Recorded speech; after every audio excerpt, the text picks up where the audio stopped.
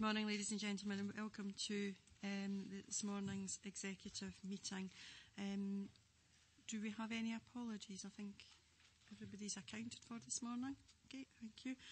Are there any declarations of interest related to any of the items on the agenda that folks would wish to declare at this time? For the purposes of the obviously recording, could you maybe give a... I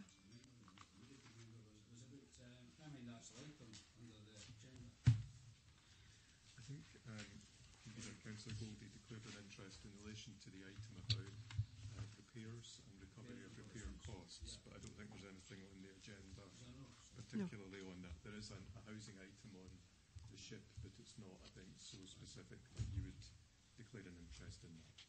Okay, thank you for that clarification. Okay, we move to the minute of the meeting, pages 5 to 16. Can we agree? Can we agree, first of all, for accuracy? Agreed. Any particular issues that MD would wish to raise at this time related to the minute?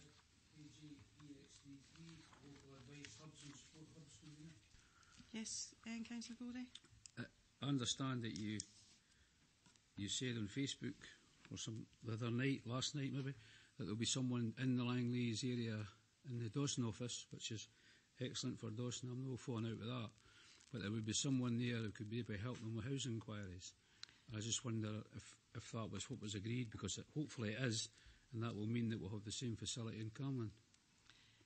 There is the intention to provide spoke facilities within localities. That may be within the Dawson office, it may be within Abbotsford House, it may be within some other building within that location. Similarly, there's the same intention to provide a spoke facility within the Camelon area. That could be within the Sensory Centre, Mariner Centre, or some other council building within the Camelon area. That's fine. Thanks for that clarification, because I wasn't aware of that. But I'm just going to ask Mr McGee if you could confirm that's the intention to look at spoke arrangements. Yeah, definitely. It would be similar to the pilot's been in Bowness, whereby there is alternate facilities within that, but that would also include services from a housing perspective as well. But as yet, the identified properties are still being... Thanks for that, Convener. That's brightened my day a wee bit. Okay, thank you for that. Any other particular issues related to the minute? Okay, thank you for that.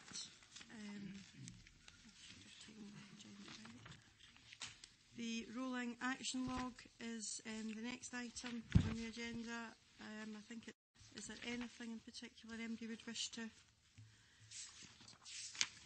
raise in relation to that?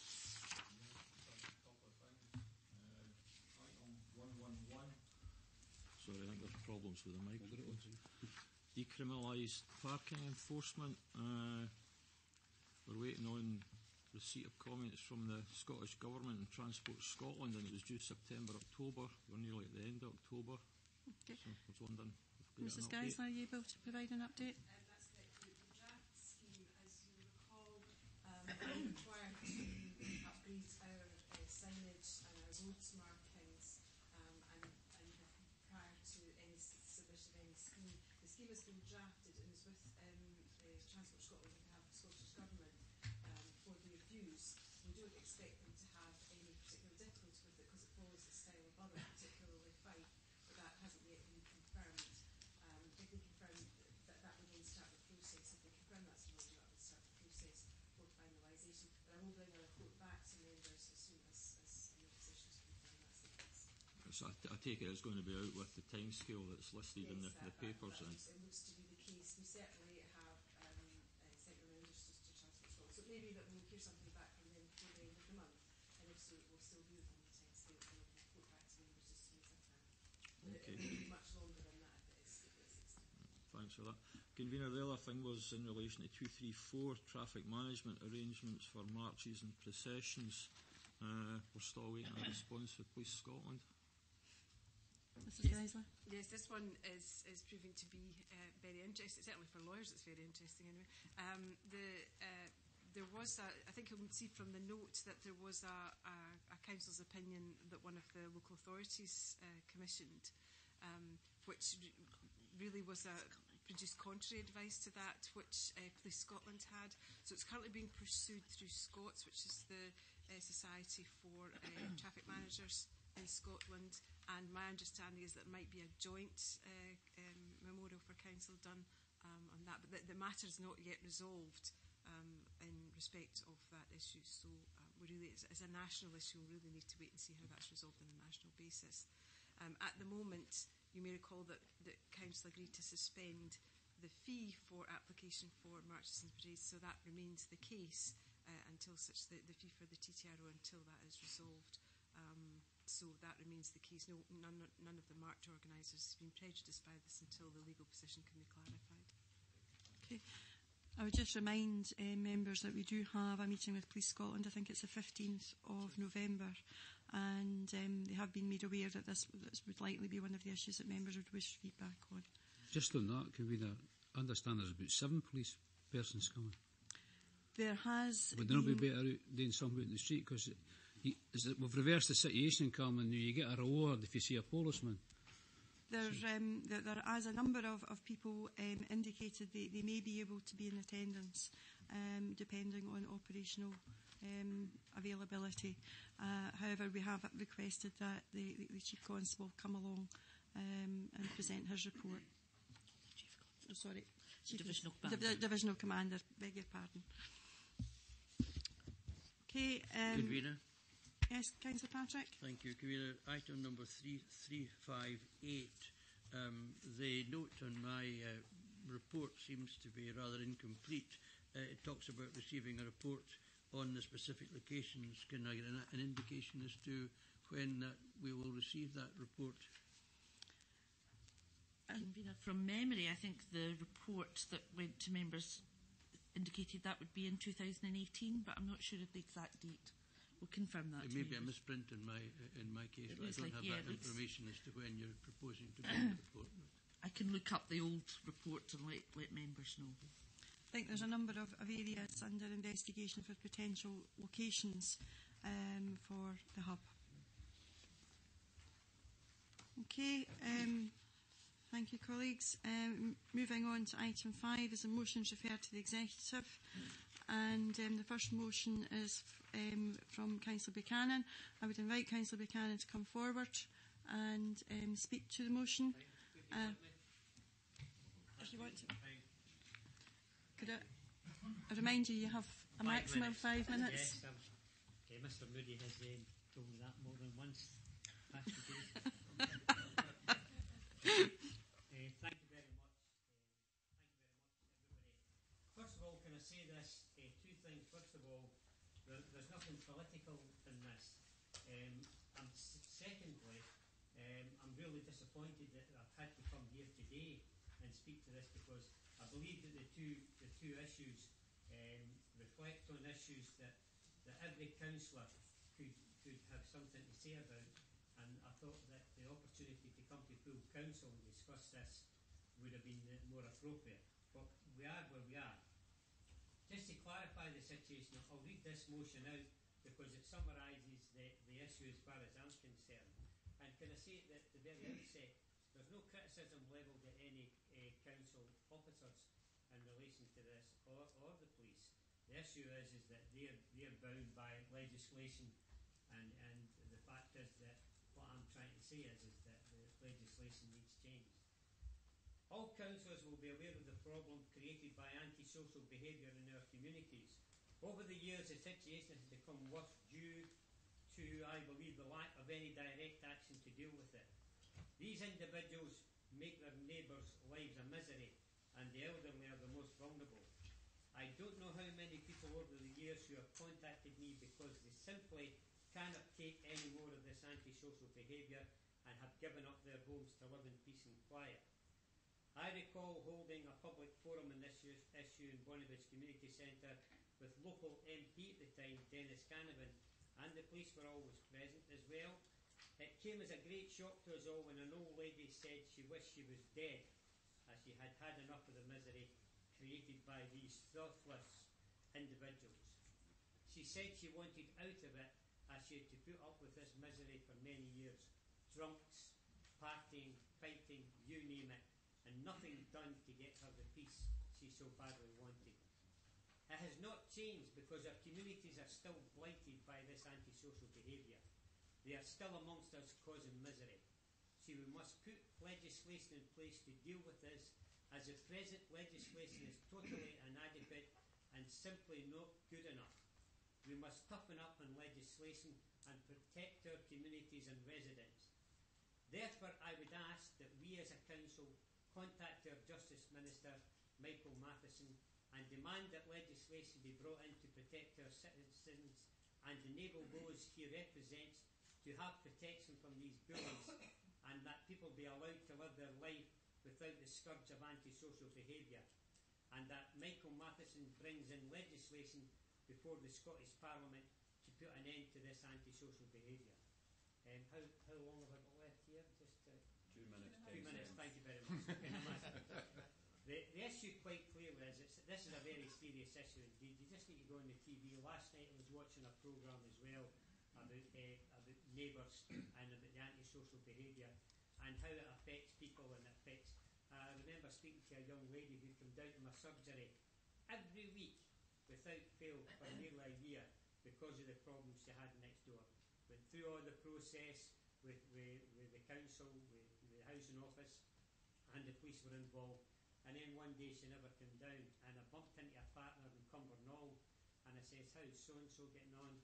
Says, "She's fine. Do you know we moved?" I said, "No, I didn't know that." Says, "We moved because we just wanted a bit of peace and quiet." She'd been in that house 50 years, and at the end of it, she wasn't allowed to live in peace and normality.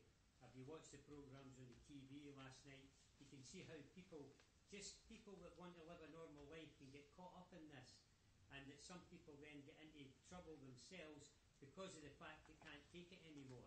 And I know that Councillor Coleman, the Provost, and also Councillor Guy, when she was in the council, that we continually got correspondence by one particular person who I was brought up with and was at school with. Now that gentleman won't even speak to me because of the fact is that he says that we were totally inadequate because of the problems that he had with antisocial neighbours moving into his and next door to him. So the issue is, this isn't political, it affects every one of us. If it doesn't affect you, then your community is very, very lucky. But it's affected me over the years, and I feel that I let people down because there's nothing, although I've tried, there's nothing that I can do, or there's nothing that MD really can do until legislation and changes are made to ensure that people, that's all they're looking for, is to live in peace and quiet. Thank you very much. Thank you, Councillor Buchanan. Could I have someone to formally move? Yeah, I'll formally move. Okay. Second. Okay, thank you. Colleagues? Councillor Alexander? Yeah, first of all, can I say glad we are to see Councillor Buchanan back. Most emotions. The issue is a serious one. And so deserves to be taken so. But can I draw members' attention to a number of things within the motion? First of all, dealing with the major aspect of the motion, which is contained in the final paragraph.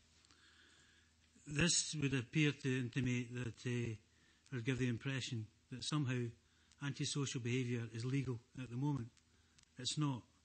If it's antisocial behaviour, it's a breach of the legislation that exists at present and is therefore can be acted upon and should be acted upon. The forum that Councillor Buchanan made reference to with Dennis Canavan must have been at least 17 years ago. So the issue is one which has blighted that community since the action that Councillor Buchanan took. It's blighted every community because antisocial behaviour is a crime. It's a crime against existing legislation. It's a crime against the community itself. And I'm just somewhat at a loss, Convener, as to how we can legislate to abolish antisocial behaviour. You can abolish the term antisocial behaviour, but you can't abolish antisocial behaviour per se. What you can do is tighten legislation, and that's been done consistently over the last few years in various forms of antisocial behaviour. Some of the responsibility, of course, to deal with that lies with the local authority, and to give the impression that you can somehow abolish antisocial behaviour with legislation, I think is misleading and passes the buck to a certain extent from the local authority, who should and often are working with the various agencies involved in dealing with antisocial behaviour, including Police Scotland and all the other internal agencies such as the First Team. So with that, Convener, I'd like to move an amendment which I think sums up the position as it is, and sums up the position as it has been for some considerable time. Because it doesn't matter which administration we're talking about. We're talking about the current administration, the last administration, the one before that, or the one before that. I think it's fair to say that we've all been concerned about antisocial behaviour, but we all recognise that to tackle antisocial behaviour needs joint working, and it needs clear leadership. So with that, I'd like to move the following amendment. The Executive notes the historic position of the Council that confirms there is zero tolerance towards antisocial behaviour, and thereby reaffirms this policy stance. That, Convener, is, I think, the honest position that the Council has been in for some considerable time. It's the honest position to hold just now, and would be the honest position to present to our constituents after today's meeting, because you cannot legislate to ban antisocial behaviour. It's already banned. You cannot ban what you've already banned.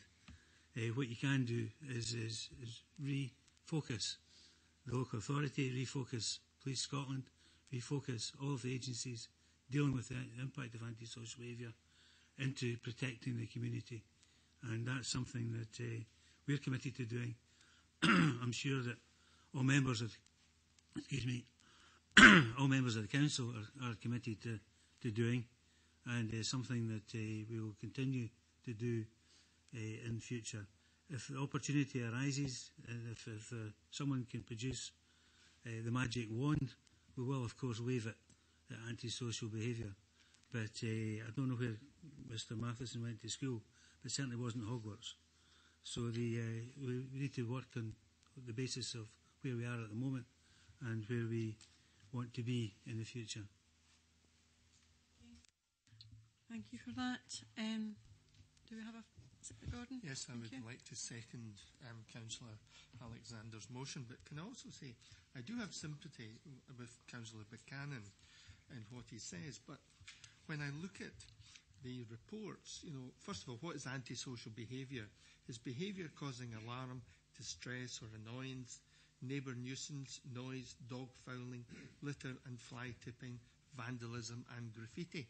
It covers a wide spectrum of behaviour.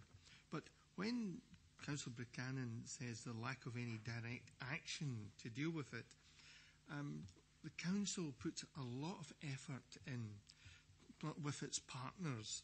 There's the Community Safety Team, Conflict Resolution Services, Police Scotland, SACRO, Scottish Fire and Rescue Service, Environmental Health, to name a few. But when I also wanted to look at some statistics in relation to antisocial behaviour, so I looked up the Scottish Housing Regulator in terms of the returns, as Falkirk Council as a landlord gave statistics from 2013 to 2017 in relation to its statistics were per 100 households. In 2013-2014, it was 11.7%. In 2014-2015, it was 11.8%. In 2015-2016, it was 10.2%. And 2016-2017, it was 9.9%. So what we have is a clear trend of a downward trend in relation to antisocial behaviour. Antisocial behaviour, I agree with Councillor Buchanan, is can in many cases be a problem, but the statistics that we have basically says that antisocial behaviour is going down, not up. And so therefore I would support Councillor Alexander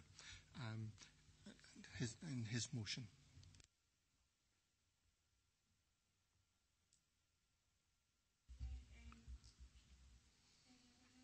Yes, Convener. Thank you. Convener, first of all, I commend Councillor Councillor Buchanan for his motion, and it's a matter of considerable regret that since it's clearly a matter that is of concern to all councillors, that in actual fact the opportunity was not given to all councillors to address the issue at full council. The situation is, as Councillor Alexander points out, is that the antisocial behaviour issues are covered by legislation, and I think he is also agreeing that legislation is currently not effective. The matter of the way ahead with regard to antisocial behaviour therefore means that, as the motion states, it is up to our Justice Minister to intervene to make sure that in some form our legislation is corrected and strengthened to make sure that we have got the tools which are effective to deal with the antisocial behaviour. I must say I regret to say that in light of recent performance, I haven't got any great confidence in the Justice Minister's ability to deal with this.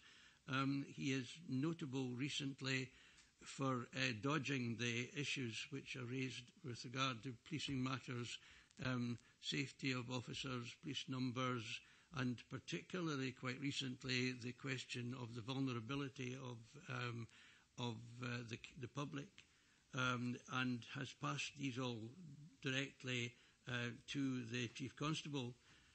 It's only regrettable that the Chief Constable is not actually working at the moment, and therefore this might be a difficult route for him to take.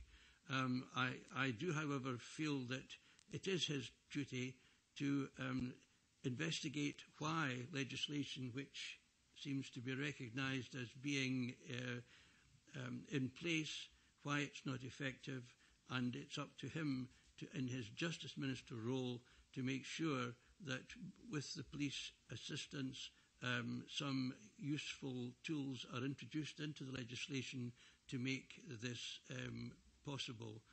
And certainly I'd be very surprised if any member could possibly oppose the motion which clearly states that how important it is to tackle the antisocial behaviour, and that we must, as a council, make it clear that this is in fact not working at present, and look for the Justice Minister to respond with adequate refinement to the legislation to make sure that we as councillors have some meaningful way of explaining to our constituents how in actual fact their scourge of antisocial behaviour can be actually addressed. Thank you. Convener, under Standing Order 19.2, the fact the statement was made that I was indicating that the current legislation was inadequate. I certainly didn't indicate that the current situation was inadequate with the legislation that's in place at the moment.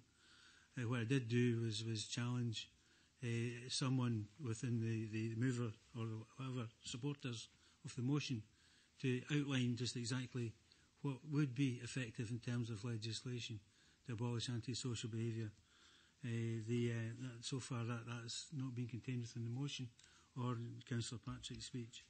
And finally, the last contradiction, Convener, is the fact that under this Justice Minister there has been an increase in police numbers of 1,000 in this country. Under Councillor Patrick's party's administration of the police force in England and Wales, there's been a reduction of 17,000.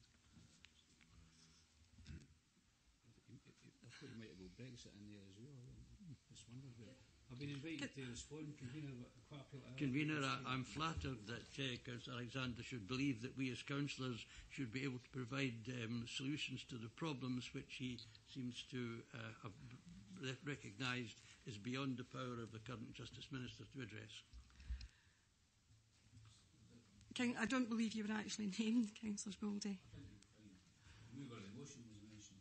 Would you get the recording? I'm not going to, because Okay, fair enough. Mover of the motion. as the mover of the motion, I have the right to respond. Okay.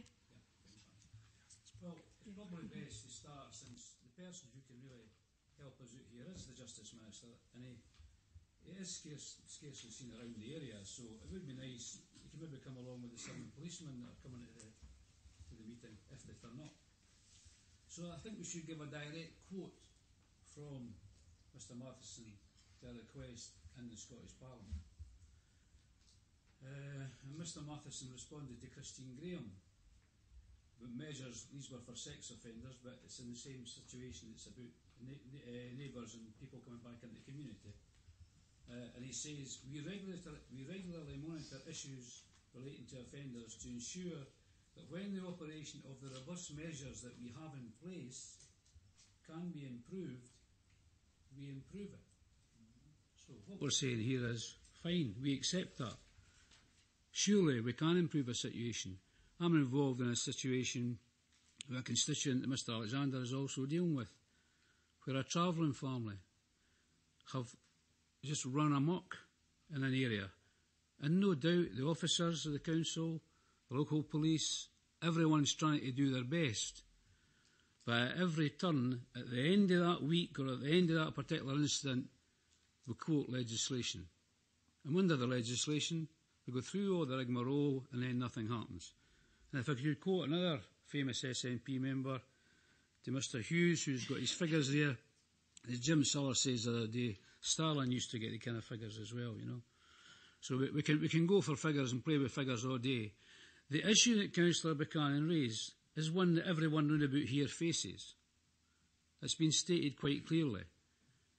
And it wouldn't be a bad thing if we try and improve ourselves and try and improve the situation by the Justice Minister doing his job. There's nothing wrong with that. In fact, I'll be moving on. I think we might get beaten this vote, colleagues, so I think I'll give notice of further amendment.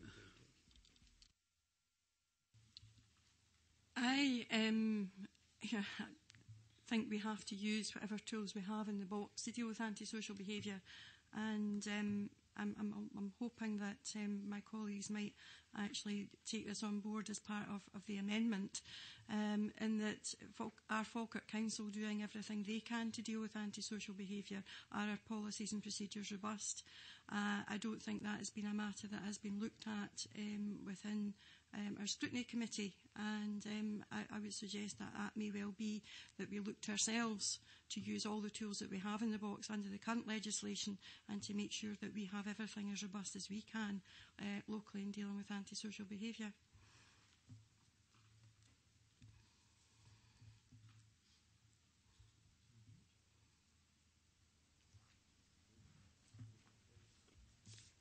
Any comments, folks? I'm looking to see if Councillor Alexander would consider. Yes, Convener, sorry. I think that we should always begin with looking at ourselves. It's very easy to move these types of motions, asking someone else to take action. But I think we need to ensure that our back door is closed and that we're doing everything possible. So I have no difficulty in accepting your suggestion as an addendum to the motion amendment. Seconder of Councillor Alexander's amendment, I support that comment. Okay, colleagues, we now just move to before the we go, vote. Convener, I've given notice of further amendment, but as the mover of the motion, no got to accept the addendum. No? Okay, fine. Unless you wish to accept that. Yeah, I do indeed. In that case, Convener, we have a motion as set out on the agenda, which has been moved by Councillor Goldie and seconded by Councillor Patrick. And we have an amendment moved by Councillor Alexander, seconded by Councillor Hughes, which is as stated by Councillor Alexander, but with additional text now referring the matter of antisocial behaviour to the Scrutiny Committee for its consideration. All those in favour... Could I ask for the amendment to be read out, please? I beg your pardon, Councillor? I beg your pardon, yes. The amendment is in the following terms. The Executive notes the historic position of the Council that confirms there is zero tolerance towards antisocial behaviour and hereby reaffirms that policy stance, and refers the matter of antisocial behaviour to the Scrutiny Committee for its consideration. The vote on the motion is by way of roll call. Councillor Alexander. Amendment. Councillor Bowes. Amendment. Provost Coleman. Amendment. Councillor Colley. Amendment. Councillor Garner. Amendment. Councillor Goldie. Motion. Councillor Hughes. Amendment. Councillor Meiklejohn. Amendment. Councillor McHugh. Amendment. Councillor Nimmo. Motion. Councillor Patrick. And Councillor Spears.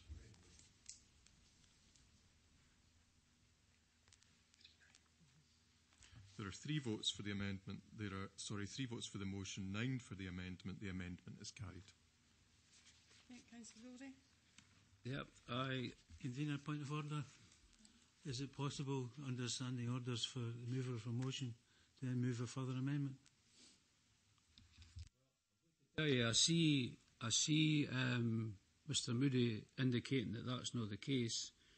I assure you, if you refer to the rules of chairmanship by Lord Citrine, you will find that that is perfectly acceptable.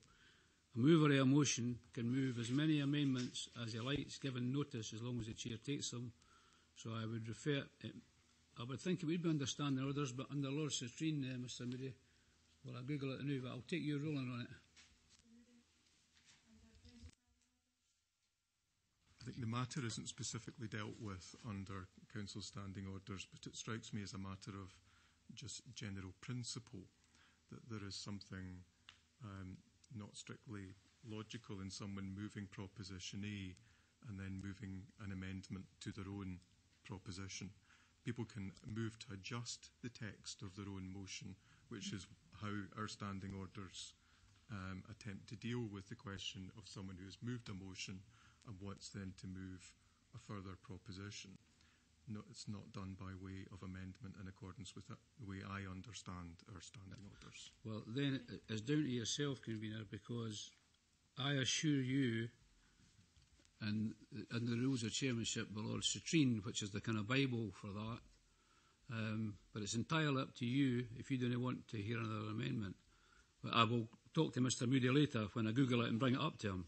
But if you want to stifle debate, I'm happy. You'll do that anyway. Councillor Goldie, I'm not stifling debate. You we know? have a set of rules by which this council operate. Doesn't it cover that? Mr Moody just told but you he's that. also told you the principles behind that. I'm happy to accept, in this case, Mr Moody's advice on that. And as others have not seen the document or the regulations that you're referring to, I think it would be unfair to ask members to take a decision on that at this time. However, it can be something that Mr Moody can take up out with this meeting. Rest assured, I'll take up with Mr Moody. Thank you, colleagues. We move on to item B. It's in relation to the former Bonnybush Hospital site. Again, I would ask Councillor Buchanan, as the proposer of the motion, to come forward and speak with the same time constraints. Thank you very much. Thank you very much, everybody. And can I say right away again, although the first part maybe been a bit parochial for the Bonnybridge area, the second part of this motion has a direct effect on every single person here and their families and friends. So I'll just clarify the situation again. Is that the former Bonnybridge Hospital site was sold off to developers for, I believe, 1.2 million. On hearing about this, I contacted the NHS demanding that the money be invested into local projects. 1. Bonnybridge Health Centre sits off Larbert Road, Bonnybridge. It is enclosed with Hope Park, which is a sheltered housing complex, and Balhussey Wheatlands Care Home. As you know, Bonnybridge and the surrounding area has grown rapidly over the past decade, bringing a major increase in the population and bringing tremendous pressure on the health centre. And it is not just the pressure on the staff that work here, but the parking issue can only be summed up in a few words: horrendous and dangerous. The situation is desperate, and because of the close proximity to Hope Park and Wheatlands Care Home, these two areas are really adversely affected by indiscriminate parking. There is an opportunity at the back to increase the parking, and part of the money from the hospital sale should be invested here. Second one, which affects every single person in this room, and as I said originally, their friends and family. Larbert Forth Valley Royal Hospital, built at a cost of $300 million, opened in 2010 and is one of the most modern and well-equipped hospitals in Europe, which had been built to the very highest standards, except for one very important area for staff, patients and visitors alike, and that is parking, or should I say the lack of it. Anyone who has been to this hospital for whatever reason will tell you of their difficulties in finding somewhere to park. It is a total nightmare. The stories I have heard over the years are dreadful. The stress trying to get parked for an appointment or visit beggars belief, and nobody, especially if you're ill, should have to go through this endurance of finding a parking space. We also have to look at the effects of the local community, whose lives have changed dramatically with all arterial streets and roads being used as overspilled car parks. Let's just keep this simple. They have made a huge mistake, and they did not listen to the advice given to them in provision of car parking spaces, and we all know that now. It has had an adverse effect on staff, patients, visitors, and a major adverse effect on the local area. So let's try and sort it out. The site is 70 acres and has plenty of space for additional car parking. So initially, once the upgrading of the health centre in Bonnybridge is completed, then what is left from the 1.2 million, which will be substantial, should be invested into more parking at Larbert. I have already written to the NHS Forth Valley with these proposals and was told that the money from the hospital sale went directly to the Scottish Government. Conclusion, that we as a council fully support the investment of the financial sum from the former Bonnybridge Hospital site into the two projects highlighted in this summary. 1. Bonnybridge Health Centre, Larbert Road, increased public parking for the benefit of all. 2. Forth Valley Royal Hospital, improve with added car parking space the unacceptable position we now have that is detrimental to staff, patients and visitors, and the adverse impact this situation has on the surrounding community. And that this council contacts the Cabinet Secretary for Health and Sport, Shona Robertson, through whatever process is required to have these proposals contained in this one email implemented. How long have I got now then? A minute, 40. Fine, thank you. Very kind.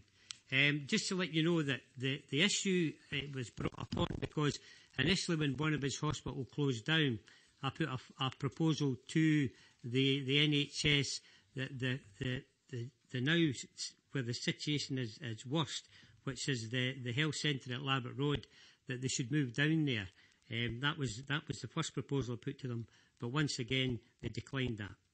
Thank you very much. Okay, thank you, Councillor Buchanan. Do I have a formal mover for the motion?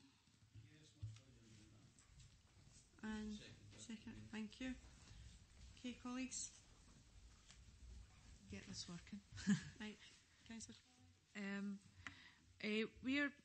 I'm proposing that the motion is amended to recognise the previous work done and where the decision-making lies on capital assets, while I have sympathy for Councillor Buchanan's motion. In the first instance, the amendment recognises that because of decisions made at the time of planning, this left the hospital with less parking availability than was needed. Thanks to the work of our local MSP, local councillor Tom Coleman and facilities management at Forth Valley Royal, it was possible to increase the car parking spaces available. And I'm sure Councillor Coleman will be able to give me the correct amount, but I think it's around an extra 400 spaces. I also note that in terms of parking at Bonnybridge Health Centre, that much work was done by the local community council, Councillor Coleman and former Councillor Gow, to try and find new uses for the former hospital buildings, and Councillor Buchanan mentioned that, to deal with things, amongst other things, parking at the health centre.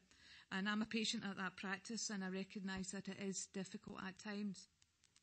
But finally, and probably the most important part, I sought advice on the treatment of profits from the sale of NHS sites, and between 15-16 and expected sales in 18-19, that's £11.9 million net. And I was advised that these were actually kept by the NHS board. However, even allowing for this, decisions on capital funding are made at a strategic level by NHS Forth Valley and across both Falkirk, Clackmannan and Stirling.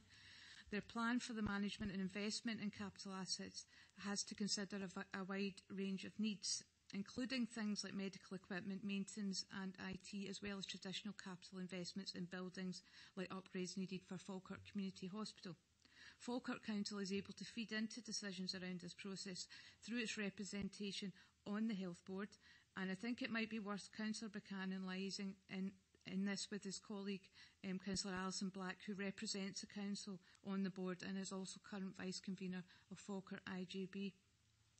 The amendment I'm proposing is that the Executive commends the former Health Minister Michael Matheson, Councillor Tom Coleman and the Facilities Management team at Forth Valley Royal Hospital for their efforts in resolving the parking problem created at the hospital by the former Planning Convener Councillor Buchanan when he consented to impose a travel ban condition which substantially reduced the original number of parking places to be provided when granting planning consent to the NHS.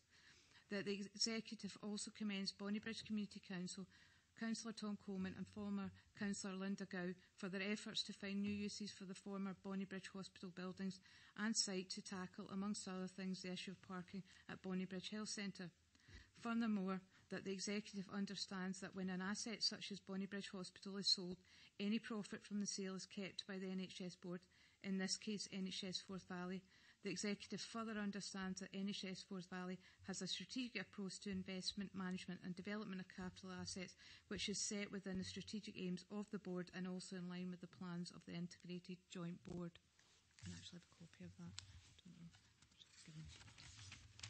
Thank you, Councillor Colley. Do I have a second, Councillor Coleman? Happy to second. I think perhaps I'll deal with Bonnybridge Hospital first of all. The hospital obviously closed some years ago now, but when the NHS was about to close it, myself, Linda Gow and Bonnybridge Community Council under the then chairmanship of Graham Ray began to investigate alternative uses for the site, and a meeting was arranged with local GPs. They then indicated that their preference was to stay on their existing site in Bonnybridge with their additional facility in Banknock, so they didn't wish to locate to the hospital site. This group then approached Falkirk Community Trust, and their initial indication was that they might want to use the site for storage purposes, and that fell through.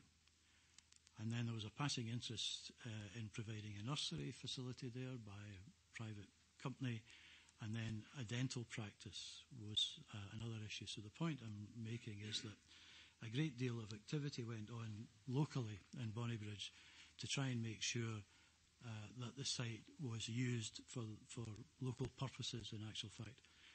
At no time did Councillor Buchanan participate in this particular effort, and that is somewhat disappointing. Regarding the GP site, I think most people understand that GPs are contracted to the National Health Service. They're not direct employees, as are their assets and premises very often. So the ball is quite properly in the court of GPs. It's up to them as to whether they wish to provide additional parking or upgrade the asset that they have. Having said that, I have not over the years seen particular problems with parking at that particular GP practice. I well understand that it fills up from time to time and that there is overspill, but this is not a constant or, as has been described, a horrendous problem. Going on to the Forth Valley Hospital, I dug something out the other day which I thought was quite interesting.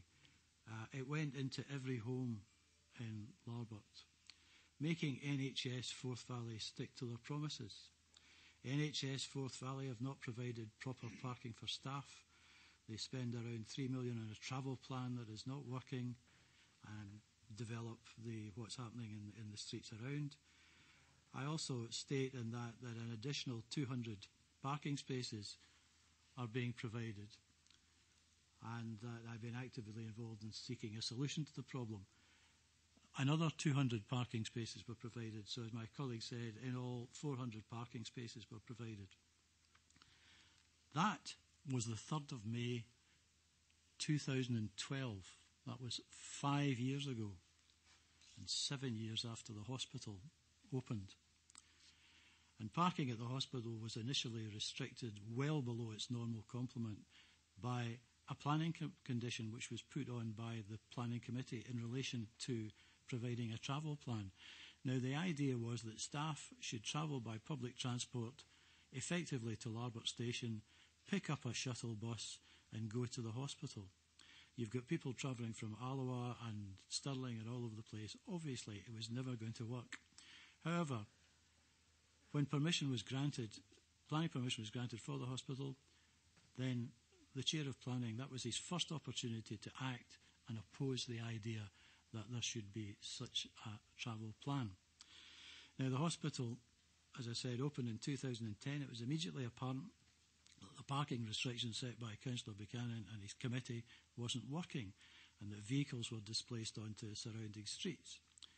So, in consultation with the Health Minister at the time and with the facilities management team at Forth Valley Hospital, who were absolutely splendid, we were able to get an initial 200 additional parking spaces for staff, and later another 200, which was 400, which brought the whole thing up to what it should have been in the first place. And street parking was further restricted by additional yellow lines, particularly in Stirling Road and Logie Drive. I attended the hospital within the last 10 days. There is no difficulty in getting a parking space in the public car park. It's a dynamic situation. Cars come and go. It's easy to get parked. And having gone down Stirling Road on Friday night, which is around about half a mile, there were 11 cars parked in the unrestricted street parking spaces. So there isn't a particularly horrendous problem as is being described. Having said that, this is probably the largest motion ever to come before a committee. I'm quite amazed at the size of it. But this is 7 years after the problem was created and 5 years after the problem was solved. Thank you, Councillor Coleman. Any other contributions? Councillor Nimmo? Convener, I don't believe the problem's been solved at all. I had to attend hospital during the summer months this year on numerous occasions, and I've spent long enough driving around in circles trying to find a car parking space before I actually got one. So the problem still exists. It's not going to change. The hospital's just going to get busier and busier. There's going to be more people attending, so there's going to be more pressure put on the car parking system. So we need something done about it.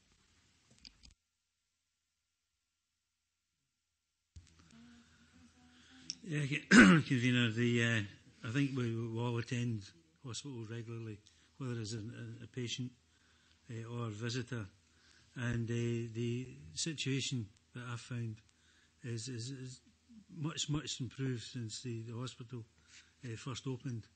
Very much improved. But can I remind everyone that this is a PFI hospital. It's done for profit. And perhaps if there was less profit and more delivery of service in terms of the business plan for the hospital, then perhaps there would be more money for additional parking.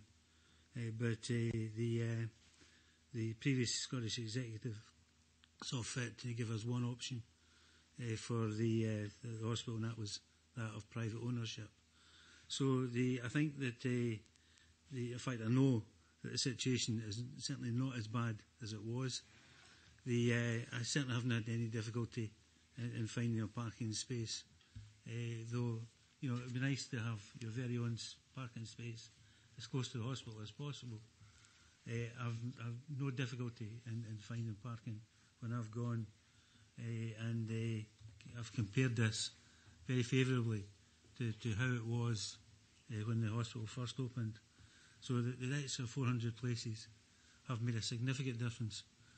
I would argue that human nature is such that if we put another 400 places in, there'd still be people that would complain that they were parked too far away from the hospital. So I don't think it's a situation that's a win-win. I think it's very much a situation whereby, irrespective of what investment was made, there'll still be perceived problems. But I think we have to congratulate, and we've heard the itinerary today from both Fiona and from Tom, just exactly the work that did go on to deliver the benefits that we have now. And I think that should be recognised, and the individuals concerned given the credit that they're due for the work that they've done in delivering those 400 extra spaces. Can I ask, has our delegate to the Health Board been informed of this? Has this matter been raised by our delegate, and will our delegate be reporting back on that? I think that was covered by Councillor Colley in her submission, that perhaps that the proposer may wish to take that up directly with our representative on the Health Board. And fine, thanks, Convener. I was just hoping, you being on the Health Board, you might have made a comment on it. But sorry,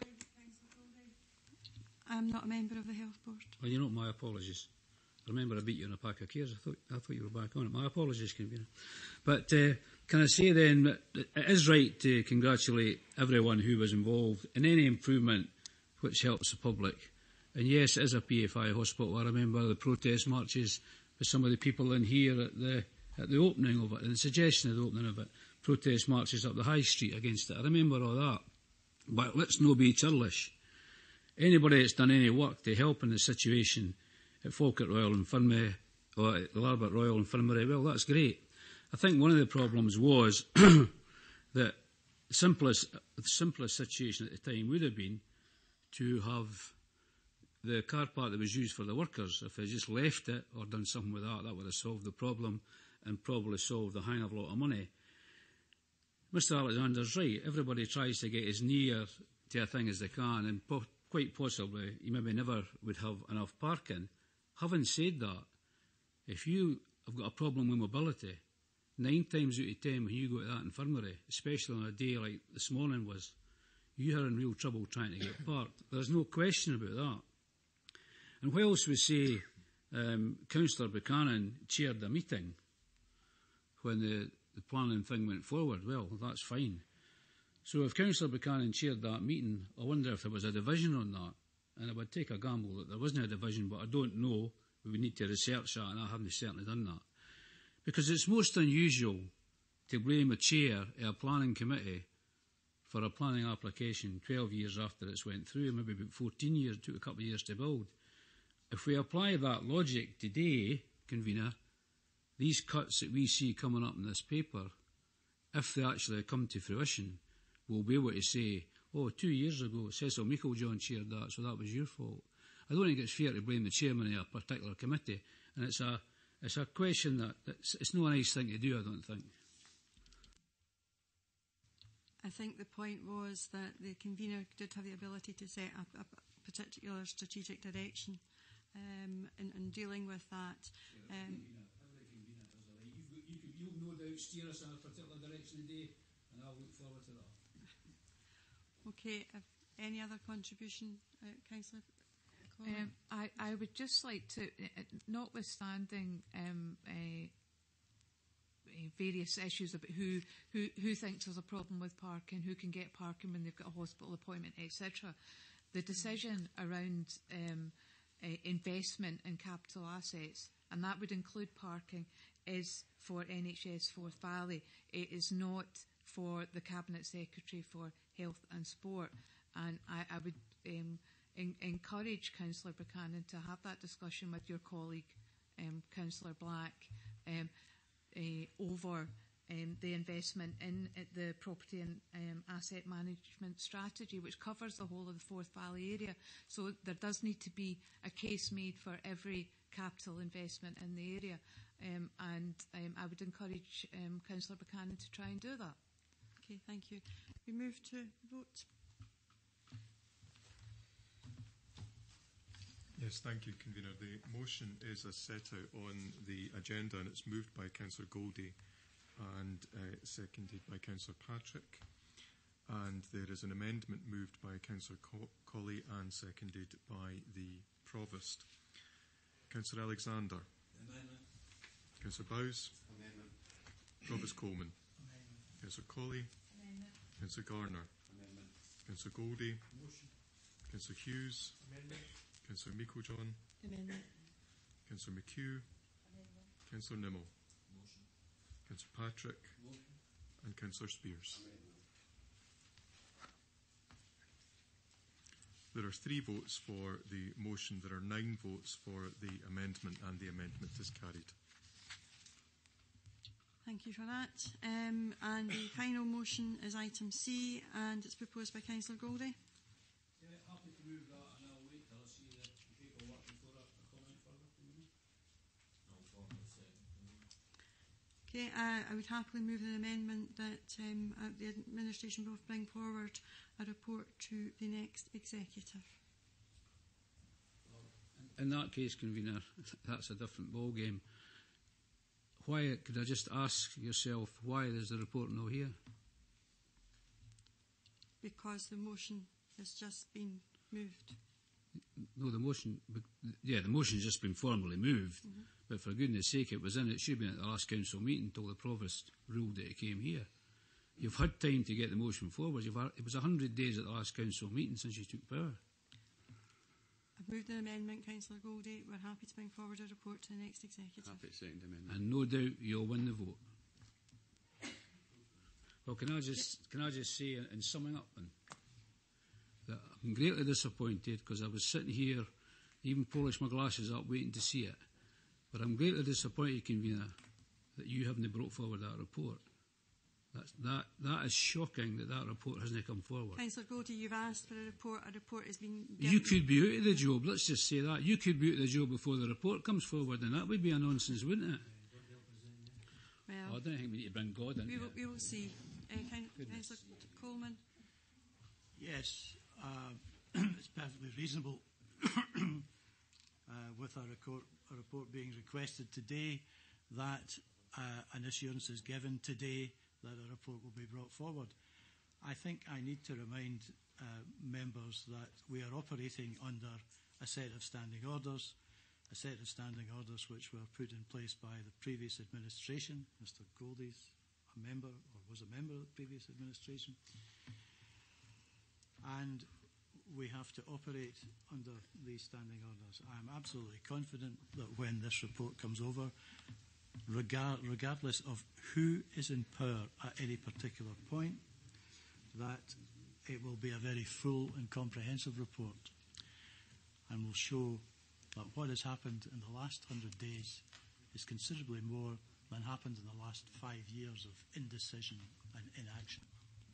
Legal ruling, Convener, you were very fair, and Miss Colley came back in. Just a legal ruling on this, just to clarify what's happening. So what in effect is being said is that until the request comes to this particular committee, a report will not be prepared. Is that Is that, I mean, if that's the rule, and that's just so for future reference, we know that. What's sure I put mine on? Convener, I'm not sure that's really a matter of the standing orders or any rule of law.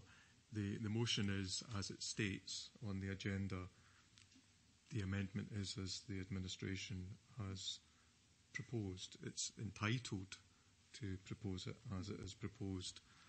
There's no matter really for me to intervene on. Convener, perhaps Mr Moody could just qualify as to what date this motion was logged. When was it received? I don't have that information precisely on me, but it would have been considerably ahead of the last council meeting because it's necessary to lodge a notice of motion at least 9 working days ahead of the council meeting. So I don't have the exact date, but it's some time ago. Right, so there's been plenty of time for a list, if a list does exist, of the current administration's achievements, but it's not been brought forward. I'm sure the Falkirk Herald will be interested in that for one thing, because they want to report back to their readers that this administration has done nothing in the last 100 years. That is not the case, and you well know that, Councillor Nimmo. The motion was put forward to the motion was put forward to council. The council deferred the matter to the executive. We're here discussing the particular motion today. There has been an Understanding orders. Understanding orders. The only thing I could possibly do. Well, since we're And talking standing orders, you should have consulted me under your standing orders. Leave it at that. You've run away from it again. You'll wait. No, you'll wait. Councillor Goldie, the province did indicate to you at the pre-meeting, the business meeting beforehand, that motion would stand referred to the executive. That is under the standing orders, the correct process in which it has been taken. You have now asked for a report. A report has been agreed to, and it will be brought forward. Councillor Alexander. No, I'm quite happy with that, Convener. It seems to be that an argument in an empty house. They want a report. They're getting a report. I don't see what the problem is. Convener, the point is, however, that the Provost is referring to his hands being tied by standing orders. Just for my information, since I would point out the motion does in actual fact again ask for the report to go to full council, could I have information? Can I be advised the reasons under standing orders that this motion would not be valid? The structure of the current standing orders, Convener, is that certain matters are reserved to council, and those are set out within the standing orders, and principally they relate to matters which concern the budgets or which concern major plans or which relate, for instance, to matters relating to the conduct of members, the formation of committees and appointments to committees. If a matter is not reserved to council, then it lies with the executive, or if it's an education matter, with the education executive, and that's the broad structure of the standing orders. In addition, the council took a decision that the executive would have an exclusive decision-making power in relation to the matters that fell within its remit, and that is why when a matter comes before the council by way of motion and it doesn't relate to a reserved matter, it stands referred to the executive in accordance with the standing orders. There are some exceptions to that where the provost makes a decision that it's a matter of importance to members of the council as a whole. It can be taken back to council, but the general principle is that it would stand referred to the executive as the main policy decision maker for the council. So that's the broad outline of why the matter has ended up on the executive agenda this morning. Thank you, Convener. That is very helpful. The only point I would make is that if anything is, if there can be nothing more important or more pertinent to the work of the full council than to be advised of the work which has been carried out by the administration as requested. Could I just highlight that the actual request on the motion, had it gone to full council, was to bring a report back to the next full council. The next full council would have been December. The next executive is sooner than December. So. We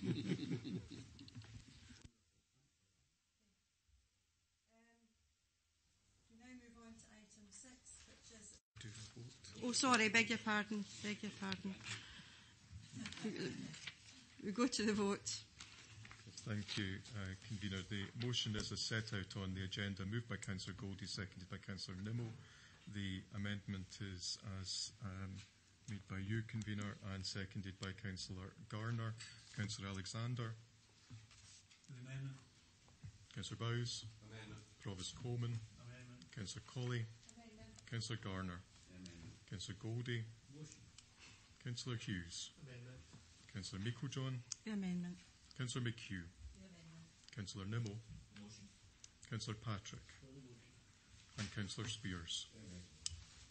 There are 3 votes for the motion. There are 9 votes for the amendment. The amendment is carried. Thank you, Mr Moody. We move on, which is a referral from the Audit Committee. Karen, going to take that, thank you. Yes, thanks, Convener. Convener, this report has been brought here from the Audit Committee, who agreed to refer it to the Executive for information. The report itself sets out the actions that are being taken in relation to the Council's corporate risk management responsibilities. And as the committee will be aware, the Executive previously approved a policy that enables update reports to go to the Audit Committee every 6 months. The report that's attached to your report today is one of those reports which provides you with an update on progress being made. In particular, the report to Audit Committee sets out the Council's corporate risk register and the actions that are being taken in relation to each of those areas. It is a live document, as committee will appreciate, which is kept under review to ensure that the risks are kept up to date, monitored and managed to ensure that it's an effective document. And that's done both by services and by the Corporate Risk Management Group, as well as updates being provided and discussion taking place at Corporate Management Team. Also contained in the report is some information on the actions being taken to embed risks within services, and you'll also note that we have recently received an audit from West Lothian Council's internal audit team, who have provided substantial assurance in respect of the work being done on corporate risk across the Council. The recommendations convener are as set out in paragraph 2.1. Thank you. Thank you, Karen. This has already been in front of the Audit Committee. It was questioned quite considerably in some detail in various areas. There was no concerns raised, no divisions. So I'm going to move the recommendations as at section 2 and ask if there's any questions or if we're happy to agree. Okay, agreed. Thank you. We now move on to item 7, position. Mr Smale. Yes, thank you, Convener. This is an update report on the Council's projected financial position covering the 3 main segments: General Fund, Housing Revenue Account, which is Council Housing, and the position with our various reserves. So the first part of the report, section 4.1, deals with the General Fund, and the position summarised at para 4.1.2, where we note that the projected position at the year end is below budget by just over 2 million, which is very similar to the position previously reported. The primary reasons for that position is, on the one hand, due to lower employee costs and capital charges, the capital charges reflecting particularly the timing of government grant and also slippage in the capital programme. And that's offset by the increased cost of care packages for looked after children in both external fostering placements and residential care. In section 4.1.3, each of the Council's service areas is summarised. I don't propose to go through that in any detail. Clearly the biggest areas are in children's services, subdivided between the education element, which is by far the largest, and the social work element.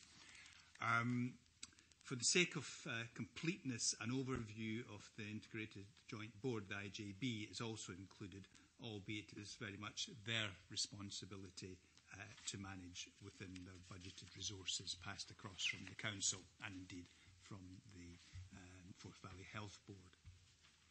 Section 4.3 gives an overview on workforce matters, and 4.3.1 in the bullet points there reminds members of the hierarchy followed to achieve staff saving, and in 4.3.2 stats are provided on redeployment, severance and staff numbers.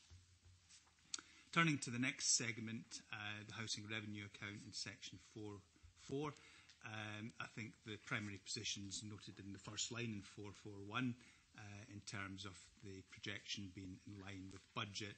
The subsequent paragraph 4.4.2 just reminds members with the position on the specific HRA reserve, which sits at just over 5 million. In 4.5 we turn to the various reserves, starting with the primary reserve, which is the Council's general fund, and as Appendix 1 shows, our projected position is 10.373 million at the end of the financial year, which is within the strategic range approved. Turning to the Repairs and Renewals Fund, that's detailed in Appendix 3, and that shows that significant spend is scheduled during the course of the year, and in consequence the balance at the year end should be down to circa $1 million. The narrative in 4.5.4 supplements the summary in Appendix 3 with an overview of the various strands making up the Repairs and Renewals Fund. Then in 4.5.5 we have the 5 earmarked reserves, which members will be familiar with. There's nothing new to particularly report here in terms of what was previously brought to members' attention in the previous report in August. So if I can just go back to the recommendations at 2, where the Executive is invited to note the projected position at the year end and also the position with respect to reserves. Thank you, Convener. Thank you, Brian. We are where we are. The projections haven't really deviated terribly much since our last report. And obviously we have the budget report that's going to be coming behind this. So do members have any questions or comments that they would wish to make at this time? Councillor Nicholl? Just a quick question, Convener. It's maybe more addressed to Robert than Brian. It's in relation to Children's Services. There's an increase of £340,000 since August in relation to looked after children. I'm just wondering how many looked after children do we have in total, and what was the increase in numbers since August?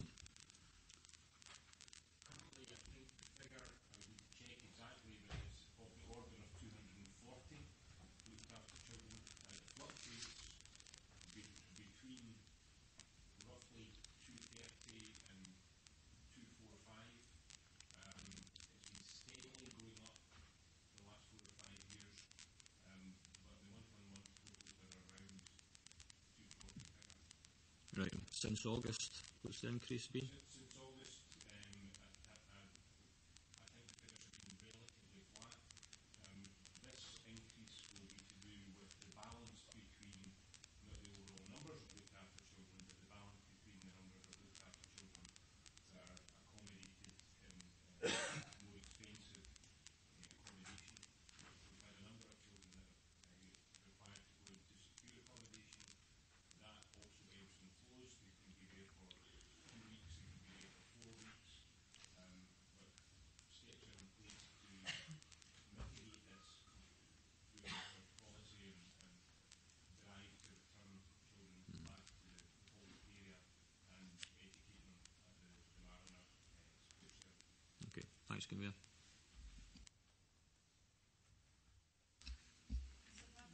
Convener, just two small questions. Page 42, under 413, the very last sentence, in actual fact,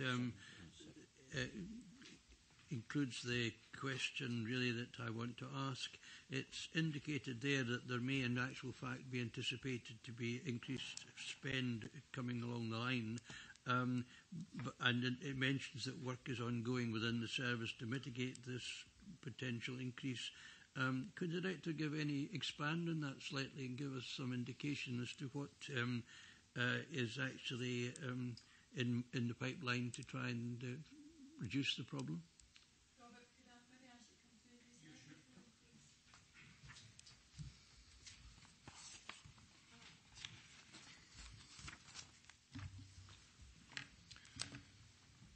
One of the new pressures that we're facing is that children now who previously would have left our care at the age of 18, now following the 2014 Children and Young People Act, can stay where they are until they're 21. And we also have a responsibility towards them until they're 26. So we have a number of young children who are in the 18 to 21 age group who are still in fairly expensive care. One of the things that we are planning and working with colleagues in housing services is to look to expand the capacity that we have in terms of through care housing options for young people, and our strategy is to try and plan from when children are about 14 or 15 to move them out of our care homes and into their own accommodation from the age of 18 rather than staying in children's homes until they're 21. So that work is ongoing. We have some plans in place that we're exploring at the moment in terms of developing further capacity in Falkirk for accommodating children so that they can return from more expensive either foster care placements or indeed external residential homes. Thank you for that. Can I just ask one extra question, please? On page 46, under Strategic Property Review, at a previous meeting, the Director mentioned when we're discussing the question of potential purchase of the property in Bainsford, it was indicated that there would be a potential dilapidations costs of, I think, just under £1 million, if my memory serves me right. In this report here, it talks about a sum of £750,000 as it being earmarked to assist various dilapidation works. Does this figure of £750,000 include the anticipated dilapidations resulting from the purchase in Bainsford? Thank you. Following on the decision that members took in relation to Abbotsford House, there will now be no requirement for us to undertake the dilapidations works, and that money, as I understand it, can be moved over to support the purchase of the building. Okay. This bit of the report doesn't deal specifically with Abbotsford House. It talks generally about work that will be required to be withdrawn from the lease.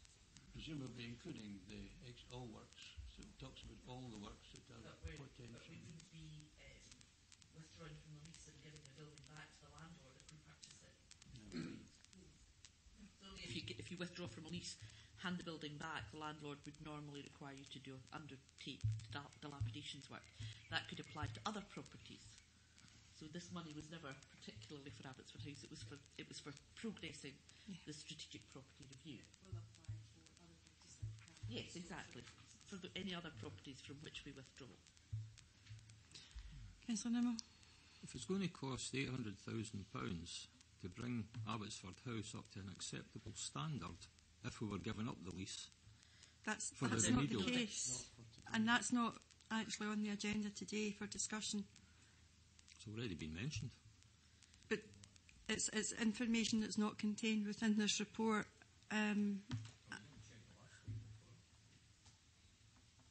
There's a motion coming forward on Friday which I think would be able to clarify that. But there is no intentions to spend money on Abbotsford House other than wind and watertight maintenance that we would have to do as the occupier of the building. But I'm sure Mrs Geisler will be able to provide details to members for that particular item. I think it's excellent that the motion coming forward, of course, is a motion from myself, and the fact that we can get the answer to that particular motion within 2 weeks instead of waiting the time we're waiting for the other report, I think it's excellent. I congratulate you on that.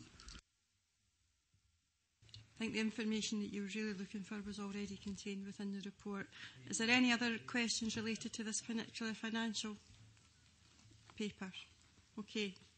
Are we happy to accept the recommendations as in section 2 and note the report?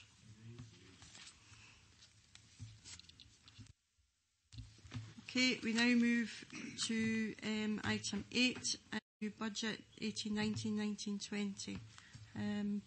Brian? Yes, Convener, thank you. Yes, this report represents a significant milestone in the budget process with the release into the public arena of the first tranche of savings options identified by officers. The background section notes key developments to date, including meetings of the Member Budget Working Group, the approval of the corporate plan, and the progression of the Council of the Future agenda. 4.1 gives some helpful context and wraps up a number of strands, including the backcloth of the Audit Scotland criticisms, the progression of the Council of the Future and the medium-term financial plan in response to that, and perhaps, as is noted later, just to highlight that in terms of the medium-term financial plan, a further report will be brought before members dealing with years 3 to 5. The primary focus in the report before you is the more immediate years 1 and 2. We've also got the strategic property review in the frame, and updating us on the macro position, we had the recent Fraser of Allender report on the Scottish Government budget, which is set out in section 4.15, and it's maybe worth just dwelling on the bullet points listed there. The first one showing the think tank's central scenario in terms of Scottish Government resources, and that's expected to fall by 2%, 2.3% in real terms by 2021, which clearly is not helpful. They mirror, or we mirror them perhaps more accurately, in terms of what we reported to members during Council meeting in terms of a central scenario and an optimistic and pessimistic reference points covering contingencies. The report makes very clear that unprotected elements of the Scottish Government budget are very much under threat, and noting that the non-education part of local government is the primary candidate in that category, and flagging up that those areas could face cuts of between 9 and 14% over the parliamentary term. The report is essentially very pessimistic, notwithstanding these more front-end elements.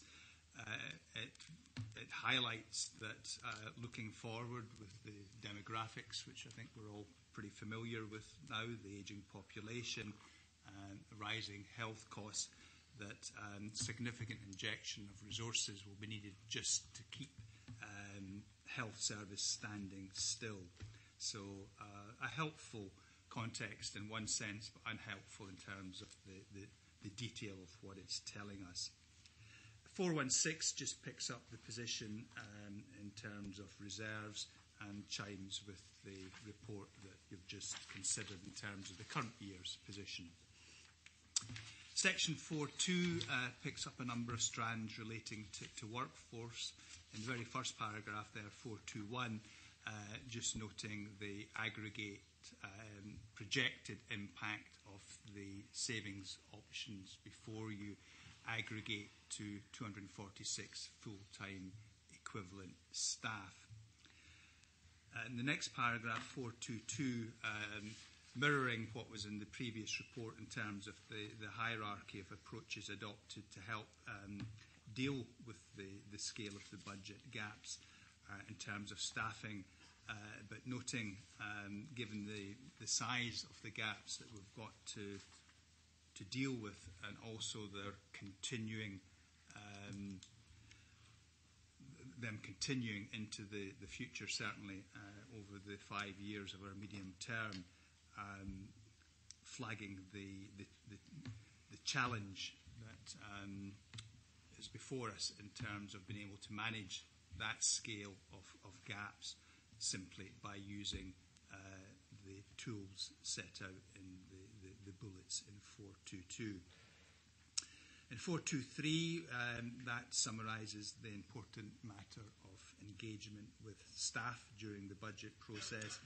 And in 424, just to remind members that engagement is ongoing with trade unions in terms of the terms and condition component of the budget. So in section 4.3, we home in on the key elements before us in 1819 and the second year, 1920, starting with the budget gaps. In Appendix 3, they're shown as 22.4 million for the first year, 1819, and 16.4 for the subsequent year, 1920. Of some concern is the emergence of several developments that have come onto the scene since we last reported in June to Council. The first is the removal of the public sector pay cap, and as you'll be aware, pay is our biggest element of cost, so any increase there by definition is going to be significant. As previously reported, we've got the Barclay review on non-domestic rates, and indeed the Scottish Government's initial response to that. In terms of the particular item of most concern to us, the treatment of rates on the ALIOs, and in our case that relates to the Trust, the Scottish Government have deferred a decision on that to later in the year, but where Barclay, his recommendation to be implemented, that would have an impact on the Trust of around 1.2 million in terms of rates relief no longer available. We then had an expectation that the late enhancement to the revenue support grant in the 17-18 settlement would be baselined or hardwired into the settlement for this year, but Mr Mackay has advised that that's not the case. It doesn't mean we're not going to get the cash, it just means it's not going to be definitively factored in the way that COSLA had hoped. A further development that's come onto the radar, and again, following the trend, it's not benign.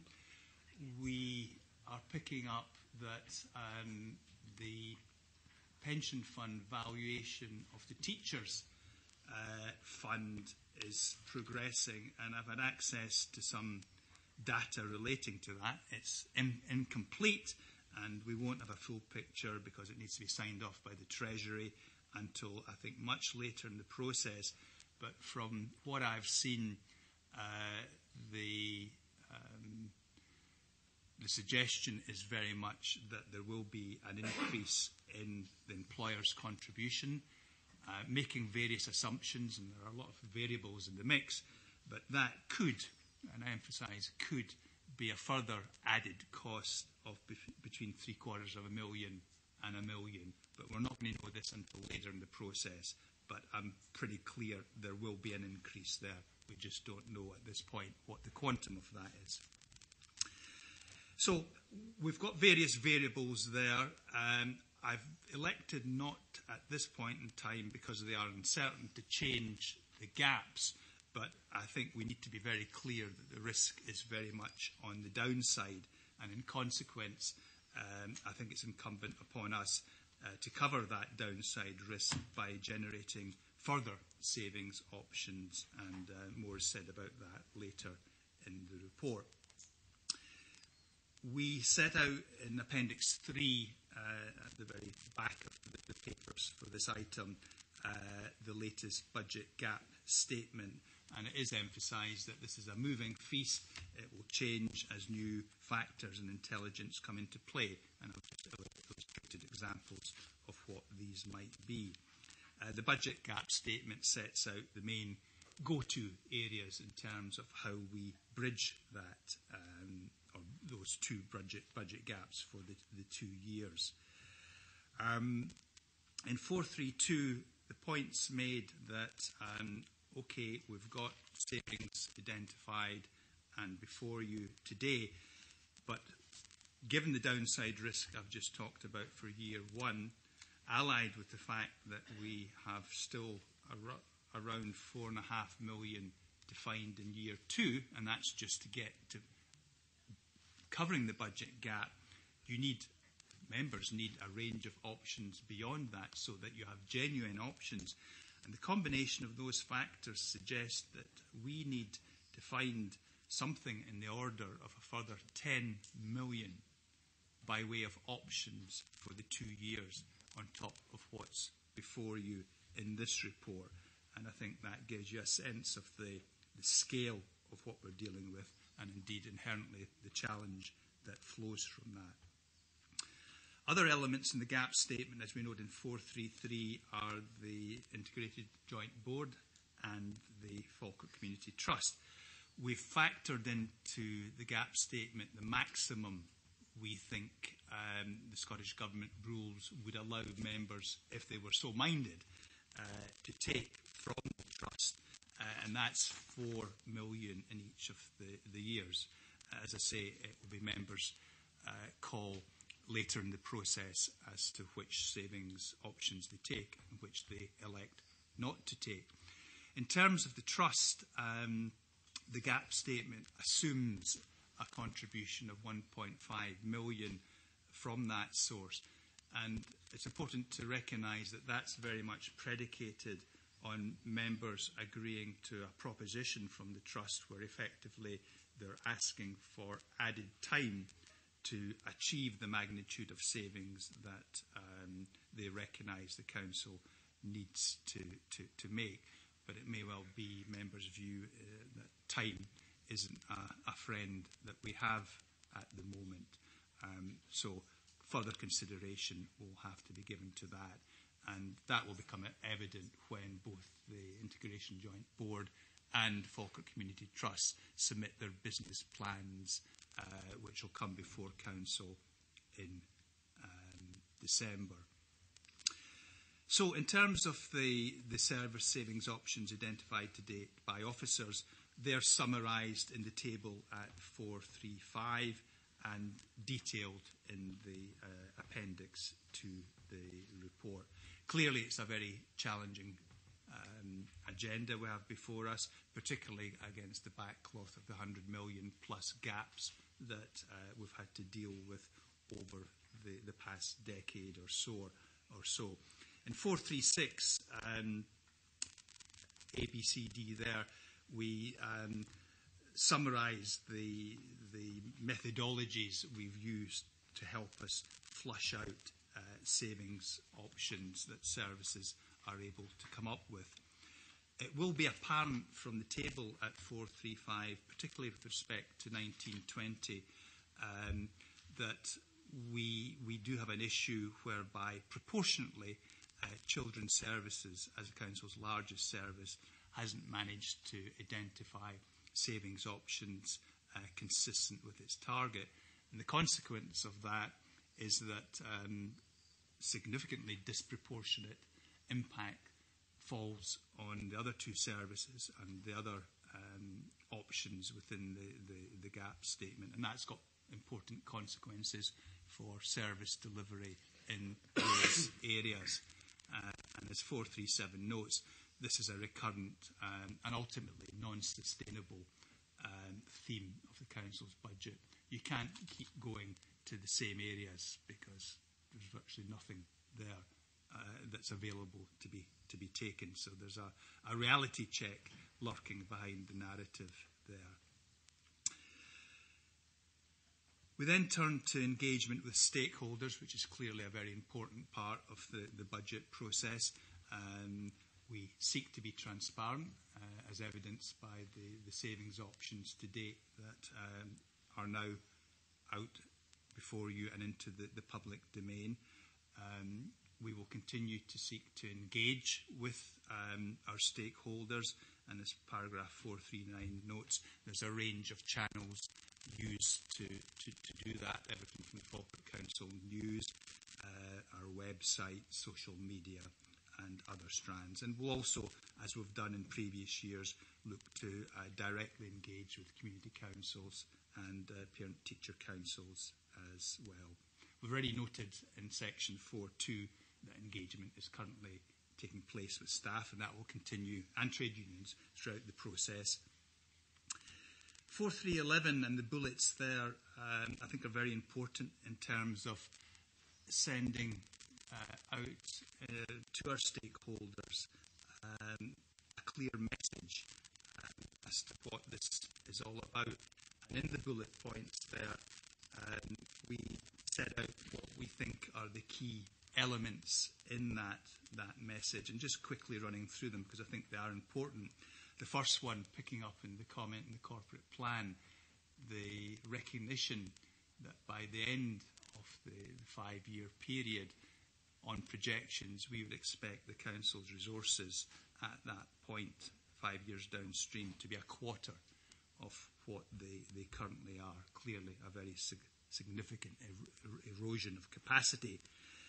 Flowing from that, there's the reality that certain services that have become the norm over the years, that the community have become used to receiving, simply will no longer be affordable and either will lapse or significantly reduce. As you have heard on a number of occasions, most notably through the Council of the Future agenda, again, the recognition that the Council needs to transform. It will be smaller, the range of services it delivers will be more limited, and the manner in which those services will be delivered will and need to significantly change. I think the penultimate bullet point in this section is also particularly important in terms of the necessity and desirability, indeed, of seeking a radically new relationship with our partners, the third sector, and I think most acutely and importantly with our communities. I think the whole shape of service interface is going to change beyond recognition for all councils over the next 5+ years, and I think we need to be realistic about that. There's and 4.3.12, members will be familiar, I think, with the Equality and Poverty Impact Assessment. That's an integral part of the process, and one is prepared for each and every savings option that comes forward. We then cast our eyes forward somewhat in section 4.4. The next big milestone is the Scottish Government's budget on the 14th of December, and that will follow the UK Chancellor's budget on the 22nd of November. And it's at that point we get our grant figures. As we know from our experience in 17-18, given due process through the Scottish Parliament, that position can, and indeed for 17-18 did, change, and somewhat materially. So I think we need to recognise that what comes forth on the 14th of December isn't necessarily the end of the story.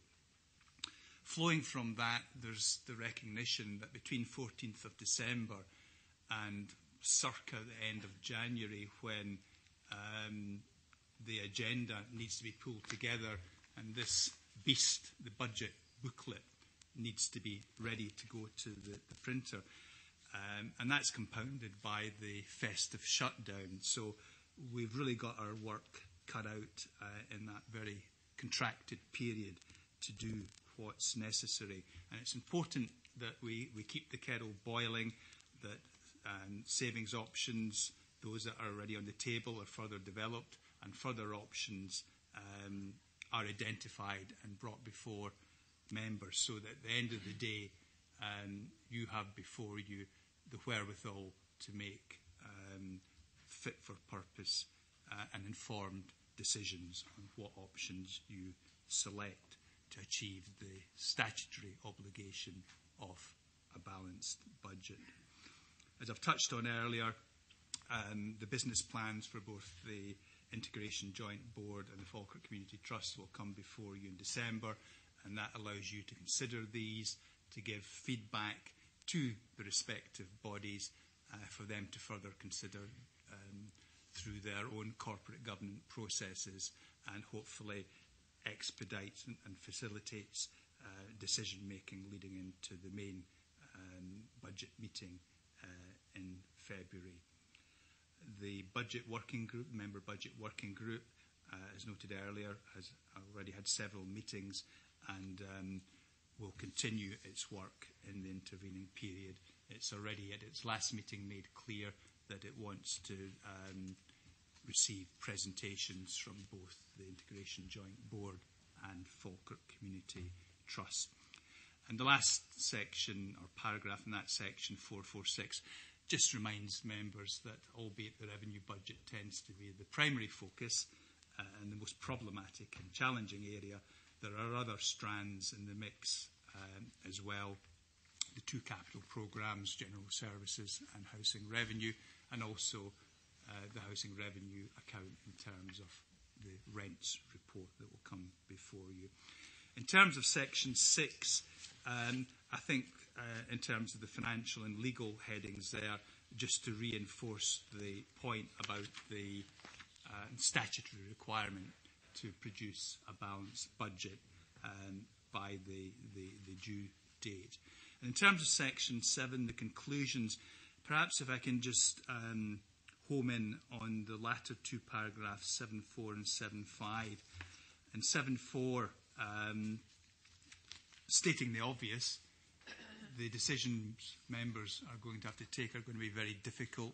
They're going to be very unpalatable to achieve that requirement of a statutory budget, and noting that almost by definition there'll need to be a particular focus on those areas of service delivery that are discretionary, nice to have, worthwhile, but are they affordable? And in 7.5, the recognition that I've touched on earlier, and again very much chiming with what you've heard in terms of both Council of the Future and the corporate plan, the recognition that the shape of the Council has to change, both in terms of its size, range of services, and how it goes about its business, and the importance, which I've already highlighted, of communication and engagement with stakeholders, and particularly the community. So if I just turn back to the recommendations, Convener, at 2.1, there's 5 of them before you, and I'll draw a line there.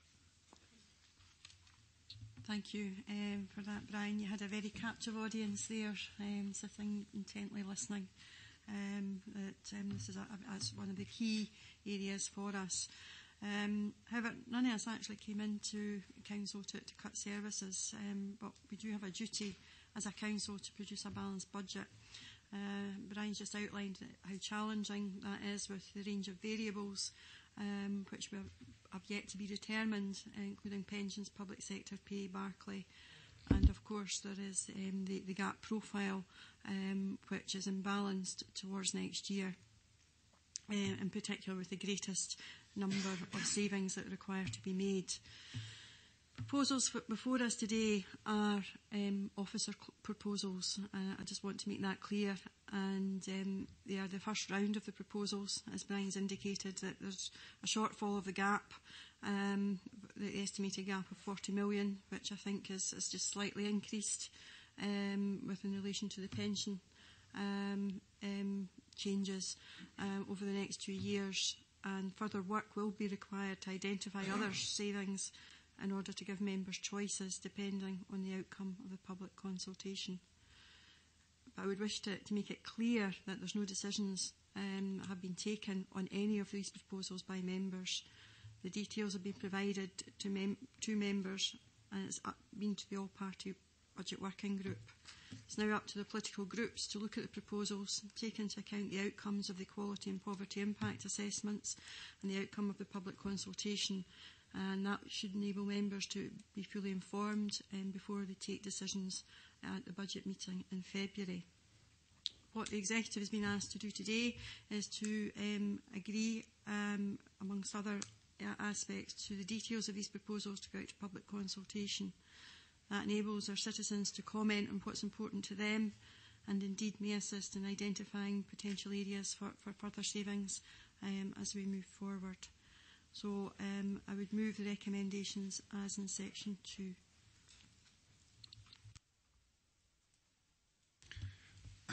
I would second those recommendations. Looking at the budget and the officers' proposals has been quite a hard task over the last couple of months, and we're working our way through that. But I appreciate where they're going and what they're doing. So with that, I would move that. I second that motion. Convener, yep. Convener, a lot of the proposals, as you'll be aware, are just all kale het up. I've got to be honest, officers have done a terrific amount of work, but we've seen the same proposals come forward, must be for the best part of 10 years, and the Council's rejected them. We rejected them as an administration, Convener, and I've got to say that we have grave concerns about this, because at the end of the day, there are things in this report here that are just unfathomable. There's no way we can introduce them. These cuts that are spelled out here mean the withdrawal of the Council for the rural areas. We're withdrawing services that was spent years taking to the community. 10 years after the SNP took power in Holyrood, this is the situation where we find ourselves. I don't know what you're smiling for, Convener, because I'll tell you. I'm not smiling. Well, no. I apologise for that then. But sorry, the Tribute Act coming in. What we are saying to you, Convener, is you have already said today, when I specifically asked you, that you would steer us through this. Because at the end of the day, this is an administration situation. You are the administration of this council. And when I see things coming forward here, withdraw completely for putting Christmas lights up, for goodness sake, I must say, I'd have been saying, whoever officer brought that forward, just delete that, get a Tipex out for that. If we really are at the situation, with this horrendous situation that we face as a council, then this is a serious, very, very serious situation. And we will cooperate. We will cooperate when asked. We will cooperate where we need to cooperate. But I assure you, we're not buying into this. No way are we buying into that. We've rejected these for 10 years. I could rhyme them off the new chapter and verse. However, I've made that part of the statement. I'd like now to go to the report. If we go to page 55, 413, in December last year, we unanimously, the Council rejected purchasing Abbotsford House. Rejected it completely out of hand. Wasn't our runner.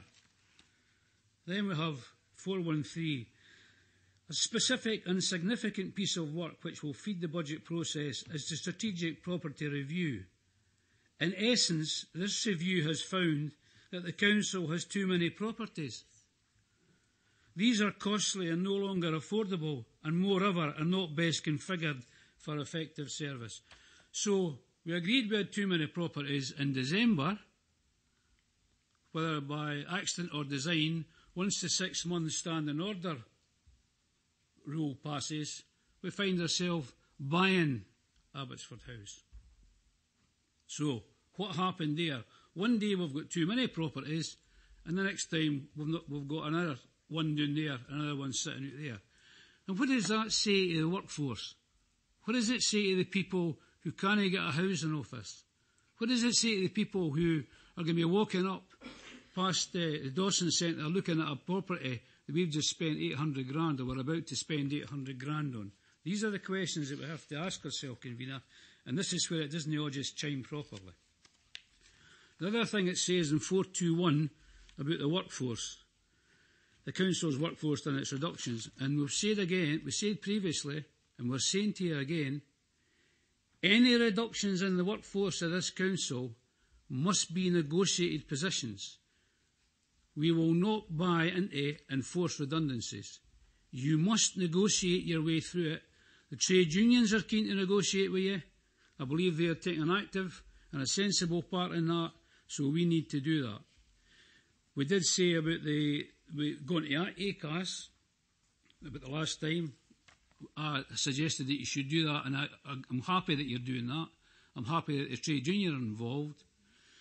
But I tell you right now, if we go through this list of cuts, I mean, it is absolutely, it just doesn't be a thing about.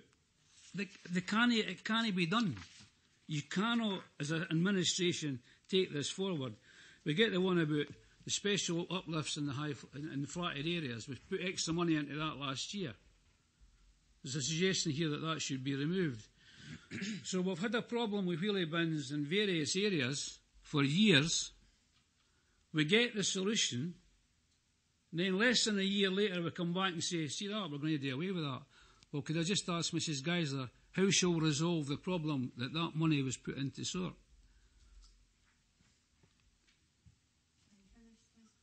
I'm just asking Mrs Geisler a question, through you. If you want to, we'll address all the points if you want to. No, I'm finished because right. I must, as I say to you, I'm stressing to you again. We will assist you where we can, but we are not buying into this. I'm pleased to hear that you are happy to contribute to this process. I just want to go back and reiterate what I said. These are officer suggestions. These are not member suggestions. We have a gap of 40 plus million which we need to fill. I'm looking forward to your contribution to how that can be done as we move forward, and as well as your constructive comments. Thanks for that, Convener. Could I just say then, you will, at the end of the day, move this council's budget. That's your job. So we'll try and assist you as best we can. I'm pleased that you will do that because the responsibility of all members. But you will be moving it as the administration. The administration will move the budget. Is that correct? That is normally what happens. But is that what's going to happen? Is that what you're going to do? If they have alternative budgets. I'm not trying to be awkward. You just say normally. Is that what you're going to do? You are going to move. As per standing orders, we will produce a budget. Fine, thank you. At the end of the day. In relation to severance and the workforce, I would point you to the tools that would be that are available to Council to use in 4.2.2. These are the tools that we would seek to use with regard to any workforce issues. And I will leave Mrs Geisler to comment with regard to Abbotsford House.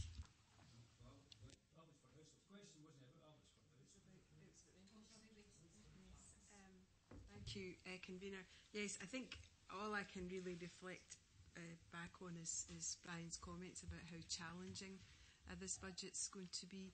Clearly, any additional funding that comes in to any council service is hopefully used wisely and makes a difference. And I agree with the point that you made about the difference that additional funding has made. I think that we are, as officers, looking at every possible area for savings. And I think I probably speak for all my colleagues where there are lots of things there that if it was possible for us not to bring them forward to you, we would do so. But we really are in a very difficult situation just now. In response to that, Convener, can I say that That's one that we will oppose, simply because Mrs Geisler and the team, all involved, did a good job on that. We had a massive problem in our estates where there were flatted properties. And we come to the solution and we solve the problem. We can't go back to a situation where there's rubbish strewn all over the place, and the department resolved it. So that's my mark of the new. We will not accept that be cut. And that's fine. I hope that you will bring those forward as we discuss in alternatives to what can be taken as forward as savings. Councillor Alexander? Yeah, Convener, listen to what Mr Goldie has to say and look forward to an alternative budget coming from the opposition. As would be the normal. The fact is, I'd like to draw members' attention, particularly the members who weren't here, to the comments of the outgoing Labour leader of the Falkirk Council in May of this year, at the last full council meeting in March, where he spoke very specifically about, irrespective of who's in power, there will have to be radical change in the manner in which local government services are delivered in Falkirk. Last year, the changes that Mr Goldie refers to were partly funded by an unprecedented raid on the reserves. In order to get back to that position, we need to put another £3.3 million from those reserves into the frontline budget, just to take us back to where we were this time last year on that issue. Now, the fact remains, Convener, that there's one budget that hasn't been mentioned, and that's the £3.3 billion cut in the Scottish budget. Here we go exactly, Mr Goldie, because the reality is that I would like to know, all these letters are going off to ministers. I'd like to know what letters are going off to chancellors with regards to the settlement. We read in the press yesterday that there is a document which shows that Scotland will be hardest hit by the Brexit negotiations, and a document that has been withheld from the Scottish Government and from the Scottish people. The bottom line is that we are reliant on the autumn statement. We're reliant on that statement being favourable for the Scottish Parliament, so that the Scottish Government can allocate us the appropriate resources. Stands to reason, if there was a £3.3 billion cut in their budget, our budget will be equally cut. And that's the reality. So, here we go. And exactly, here we go. The bottom line is that some of these changes are unpalatable. They're unpalatable to us, and we'll be doing everything we possibly can to identify alternatives to this. But I would like to finish up by reminding everyone of the commitment made by the previous leader of Falkirk Council with regards to the statement made with regards to the structures of the council. What a pity, though, that Falkirk is so far behind other local authorities in terms of implementing these changes, in terms of bringing about the modernisation of our structures.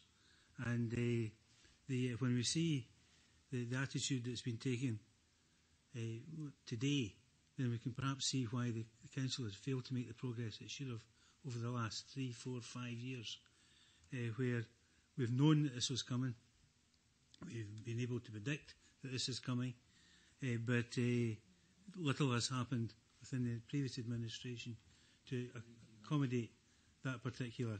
I don't think I've just interpreted anyone in this convener, but the bottom line is that we are where we are, as has been said more than once this morning, and we are in a place that none of us want to be with regards to funding. We are in a place so that the alternative is, we'll wait and see what the alternative is, because the bottom line is that there will have to be an alternative if this budget that is brought forward at the time. And as I say, we still have the autumn statement, we still have the review from within the Scottish Parliament once they're aware of the resources they have, and we still have the possibility of additional resources coming our way depending on the outcome of the two previous items. So with that, Convener, I would just reiterate that none of us came into politics to make cuts. We did come into politics to change things and to make things better. There's maybe perhaps an opportunity to do some of that in terms of the prioritisation. And I would love to go back to the days when we were the only local authority in the country to have free MECs, free elderly person services, such as home care, such as the Garden Aid scheme. Some of these charges we withdrew. We made these safety services simply because we saw it as being politically correct to look after the most vulnerable within our community. To do that nowadays, to do that within the settlement figure that we have, to do that within the structures that we have, it needs change. We need to prioritise. Craig Martin said that. I agreed with him at the time. I hope that the opposition take the same responsible attitude in the future. Councillor Alexander referred to attitude. There's only you and I spoke, Convener. Just one point. The last administration, with the help of officers and yourselves, cut over £100 million in the last 10 years. We weren't being Luddite, we were doing the job, but there comes to a time when you've got to say enough's enough, that's it. What's your alternative? You want me to tell you it now, or are you going to tell us? No. If I get allowed to speak, I'll tell you. Thank you. I'd like to thank Mr. Smales for a very full and involved budget predictions being brought forward by officers. Obviously, the ball is now in the court of the elected representatives. And to quote you, change is inevitable as variables become less and less. Cuts of 20 million year on year deprive you of making grandiose statements regarding what you'll do, because you're cutting what you've already cut.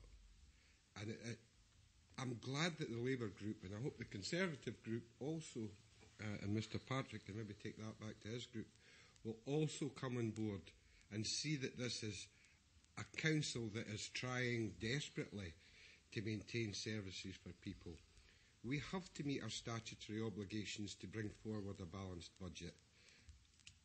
But here's the crux. And I hope the letters writers and the people who would like to see this council be letters writers are writing to the Chancellors in Westminster, and yes, there are groups in Holyrood, to try and secure a fair amount of funding. 3.3 billion cuts to the Scottish Government have implications and reverberations through the whole country, and the councils have to carry it out. These are the strands that are in the mix, and this isn't about taking grandiose lines. This is about us joining together for service delivery. As Mr. Smale said again, nice to have, but are they affordable? These are services that over the 29, 30 years I've been on the council, we've fought hard to get, but they're also hard to keep. So the message needs to come out. Change is inevitable as the variables become less and less. So let's not spend our time scoring points here. Let's start lobbying Westminster. Yeah, lobby Holyrood. Let's lobby anybody to try and maintain a fair budget that will be handed to this council so we can maintain services. Thanks, Convener. I can acknowledge that there's been budget cuts from the Westminster government. I mean, you'd have to be going about blind, and we're hard of hearing not to realise that. But there's one very important fact here. It's the SNP Scottish Government that set the Scottish budget priorities. Scottish local authorities aren't a priority for the Scottish Government. We're right at the bottom of the queue as far as funding is concerned. Health, police, they're priorities for the Scottish Government. We're not. Local services aren't. I'd like to know as well, as far as the Scottish Government's concerned, there's a number of quangos that have been set up. Are they subjected to the same level of cuts?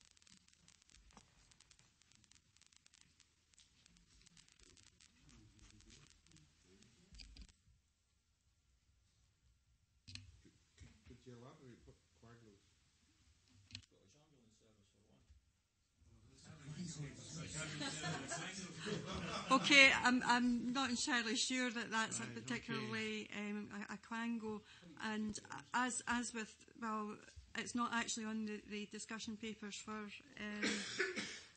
but it's funded by the government, as is the health service, and I find it very difficult to argue that they should not be considered a priority as the health service, and I'm surprised that you're saying that you do feel that it should be a priority. Priorities are equally as important, and we And- have to cut them. And there are always competing priorities. Social work, for instance.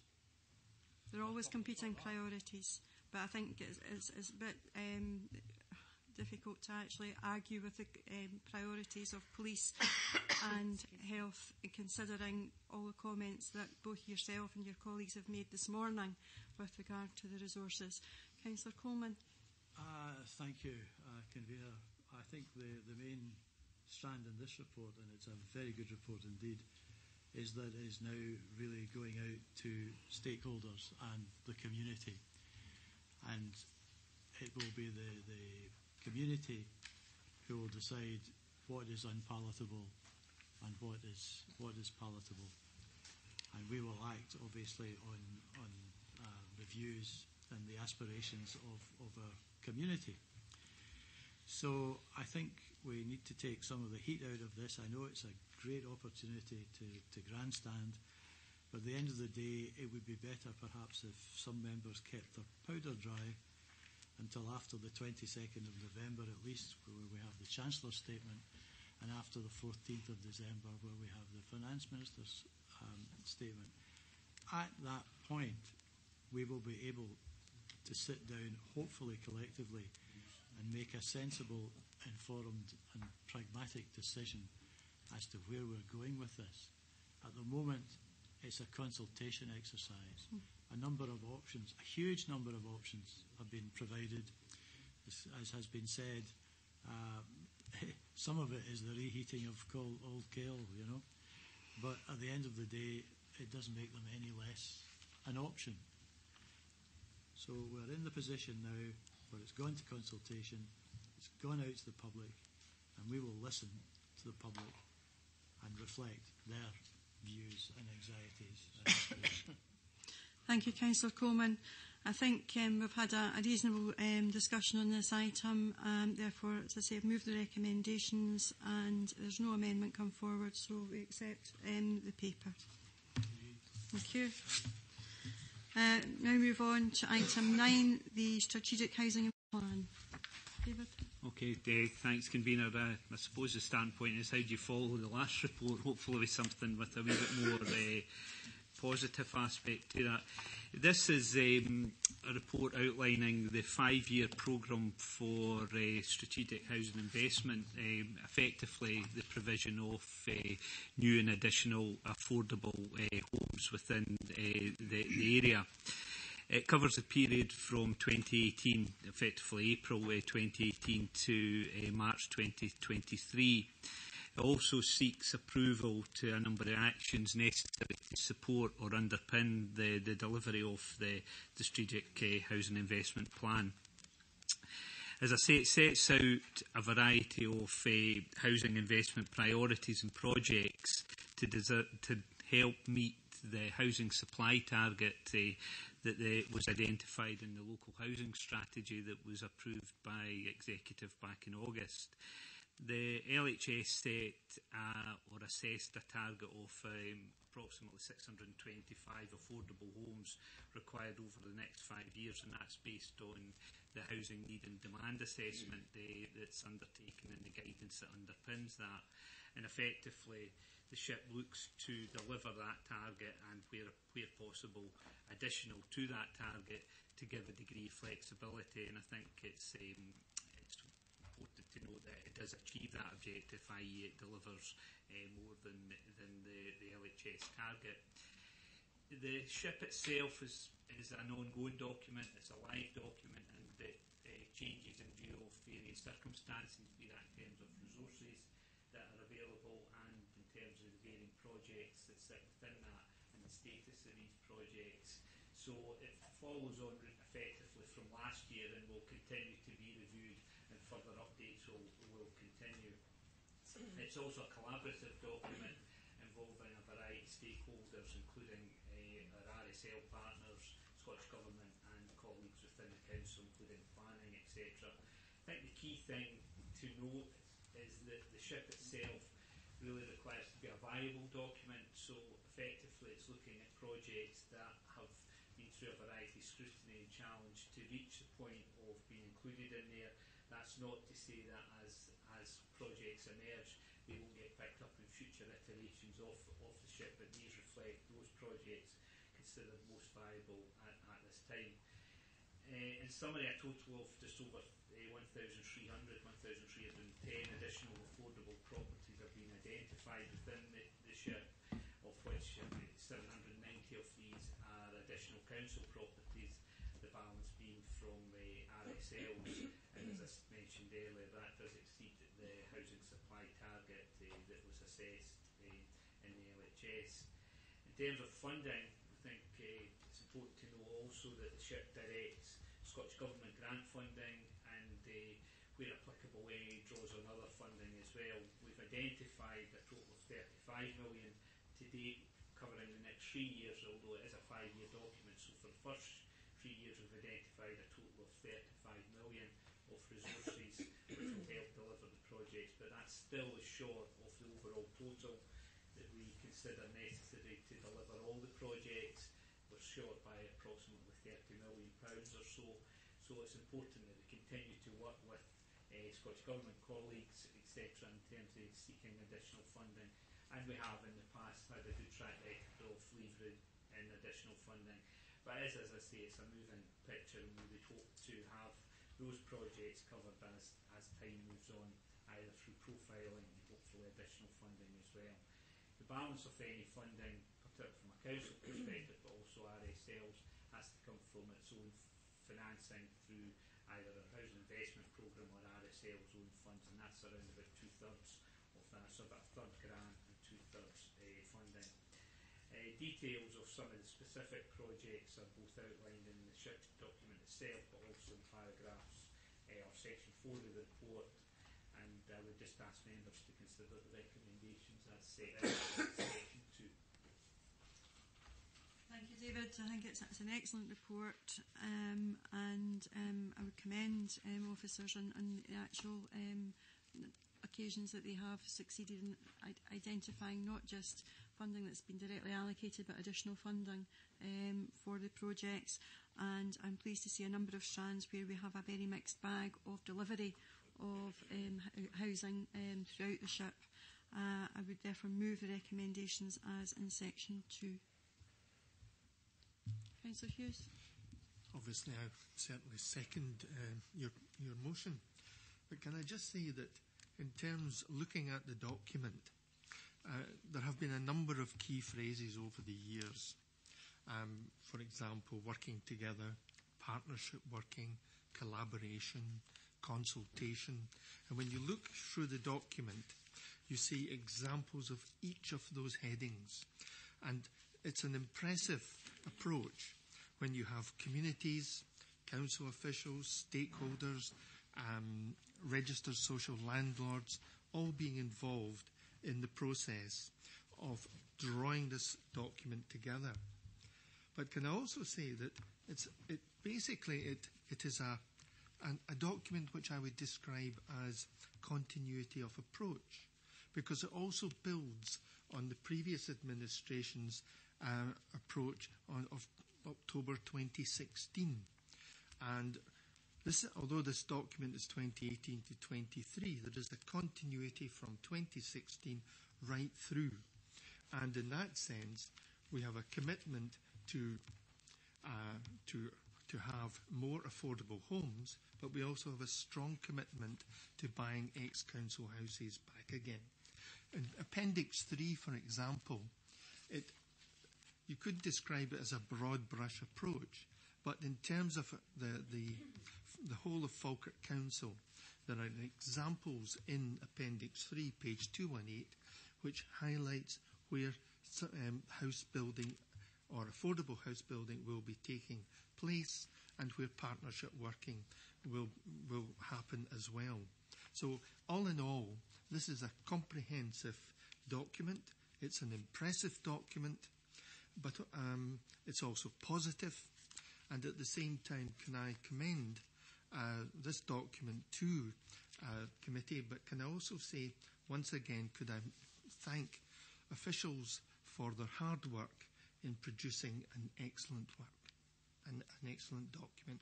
Once again, thank you.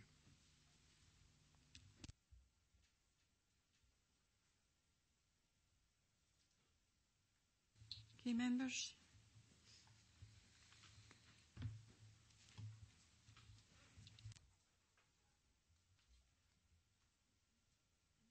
Being content to accept. Okay, thank you.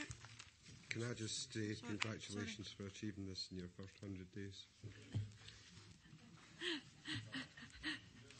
Okay, thank you, Councillor Spears. Item 10, membership of... Thank you, Convener. This report seeks the approval of the Executive for the appointment of the members of the Licensing Forum, and also to increase the size of the forum from 15 to 18. The Licensing Forum is a body which the Council requires to establish. It represents a range of stakeholders and has the purpose of advising the Licensing Board on the operation of the Licensing Act, and to make recommendations to the Board in relation to licensing policy. So this is a very apt moment to be establishing the forum, as the Board has just started on the long process of the review of its licensing policy. The reason for the recommendation of the increase of the forum is that we've received many good applications and notes of interest from a range of members of the public and others involved in licensing. So rather than disappoint some good prospective members of the forum, we've decided instead to recommend that there is a marginal increase from 15 to 18 of the membership size. So the proposed members are set out in the report. I don't propose to go through these, but they do represent the broad range of stakeholders that the Act requires us to have represented on the forum. Okay, thank you for that, Colin. I'm pleased to see that we do have as many people interested. I think that's a very pragmatic view to extend the size to include those that wish to be involved. So I'm happy to move the recommendations as it's section 2.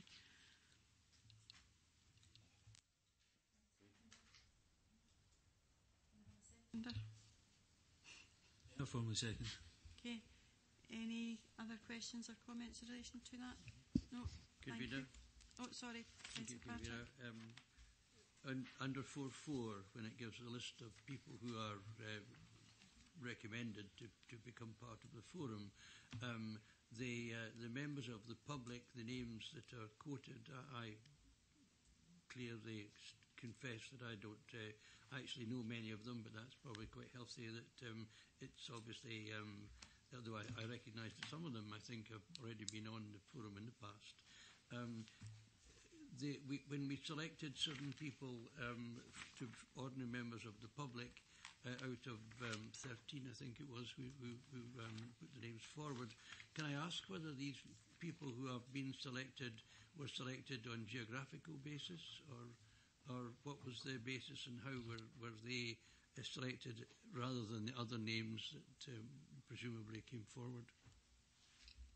I can confirm, Convener, it wasn't done on any kind of strict geographical basis. The officers who assessed the application looked in particular at the notes of interest to see what the individual members of the public set out that they would bring to the forum in terms of their experience and interest in liquor licensing.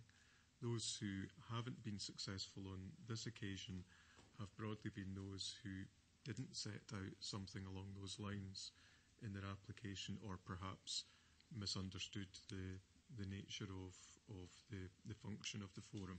So no, it's not geographical. Okay. I must apologise. I haven't asked about that paper. How many applications did you get? There are 6 people who weren't successful. There are 18 on recommended, so it was 24, I think. Okay. That concludes this morning's meeting. Can I thank everybody for their attendance?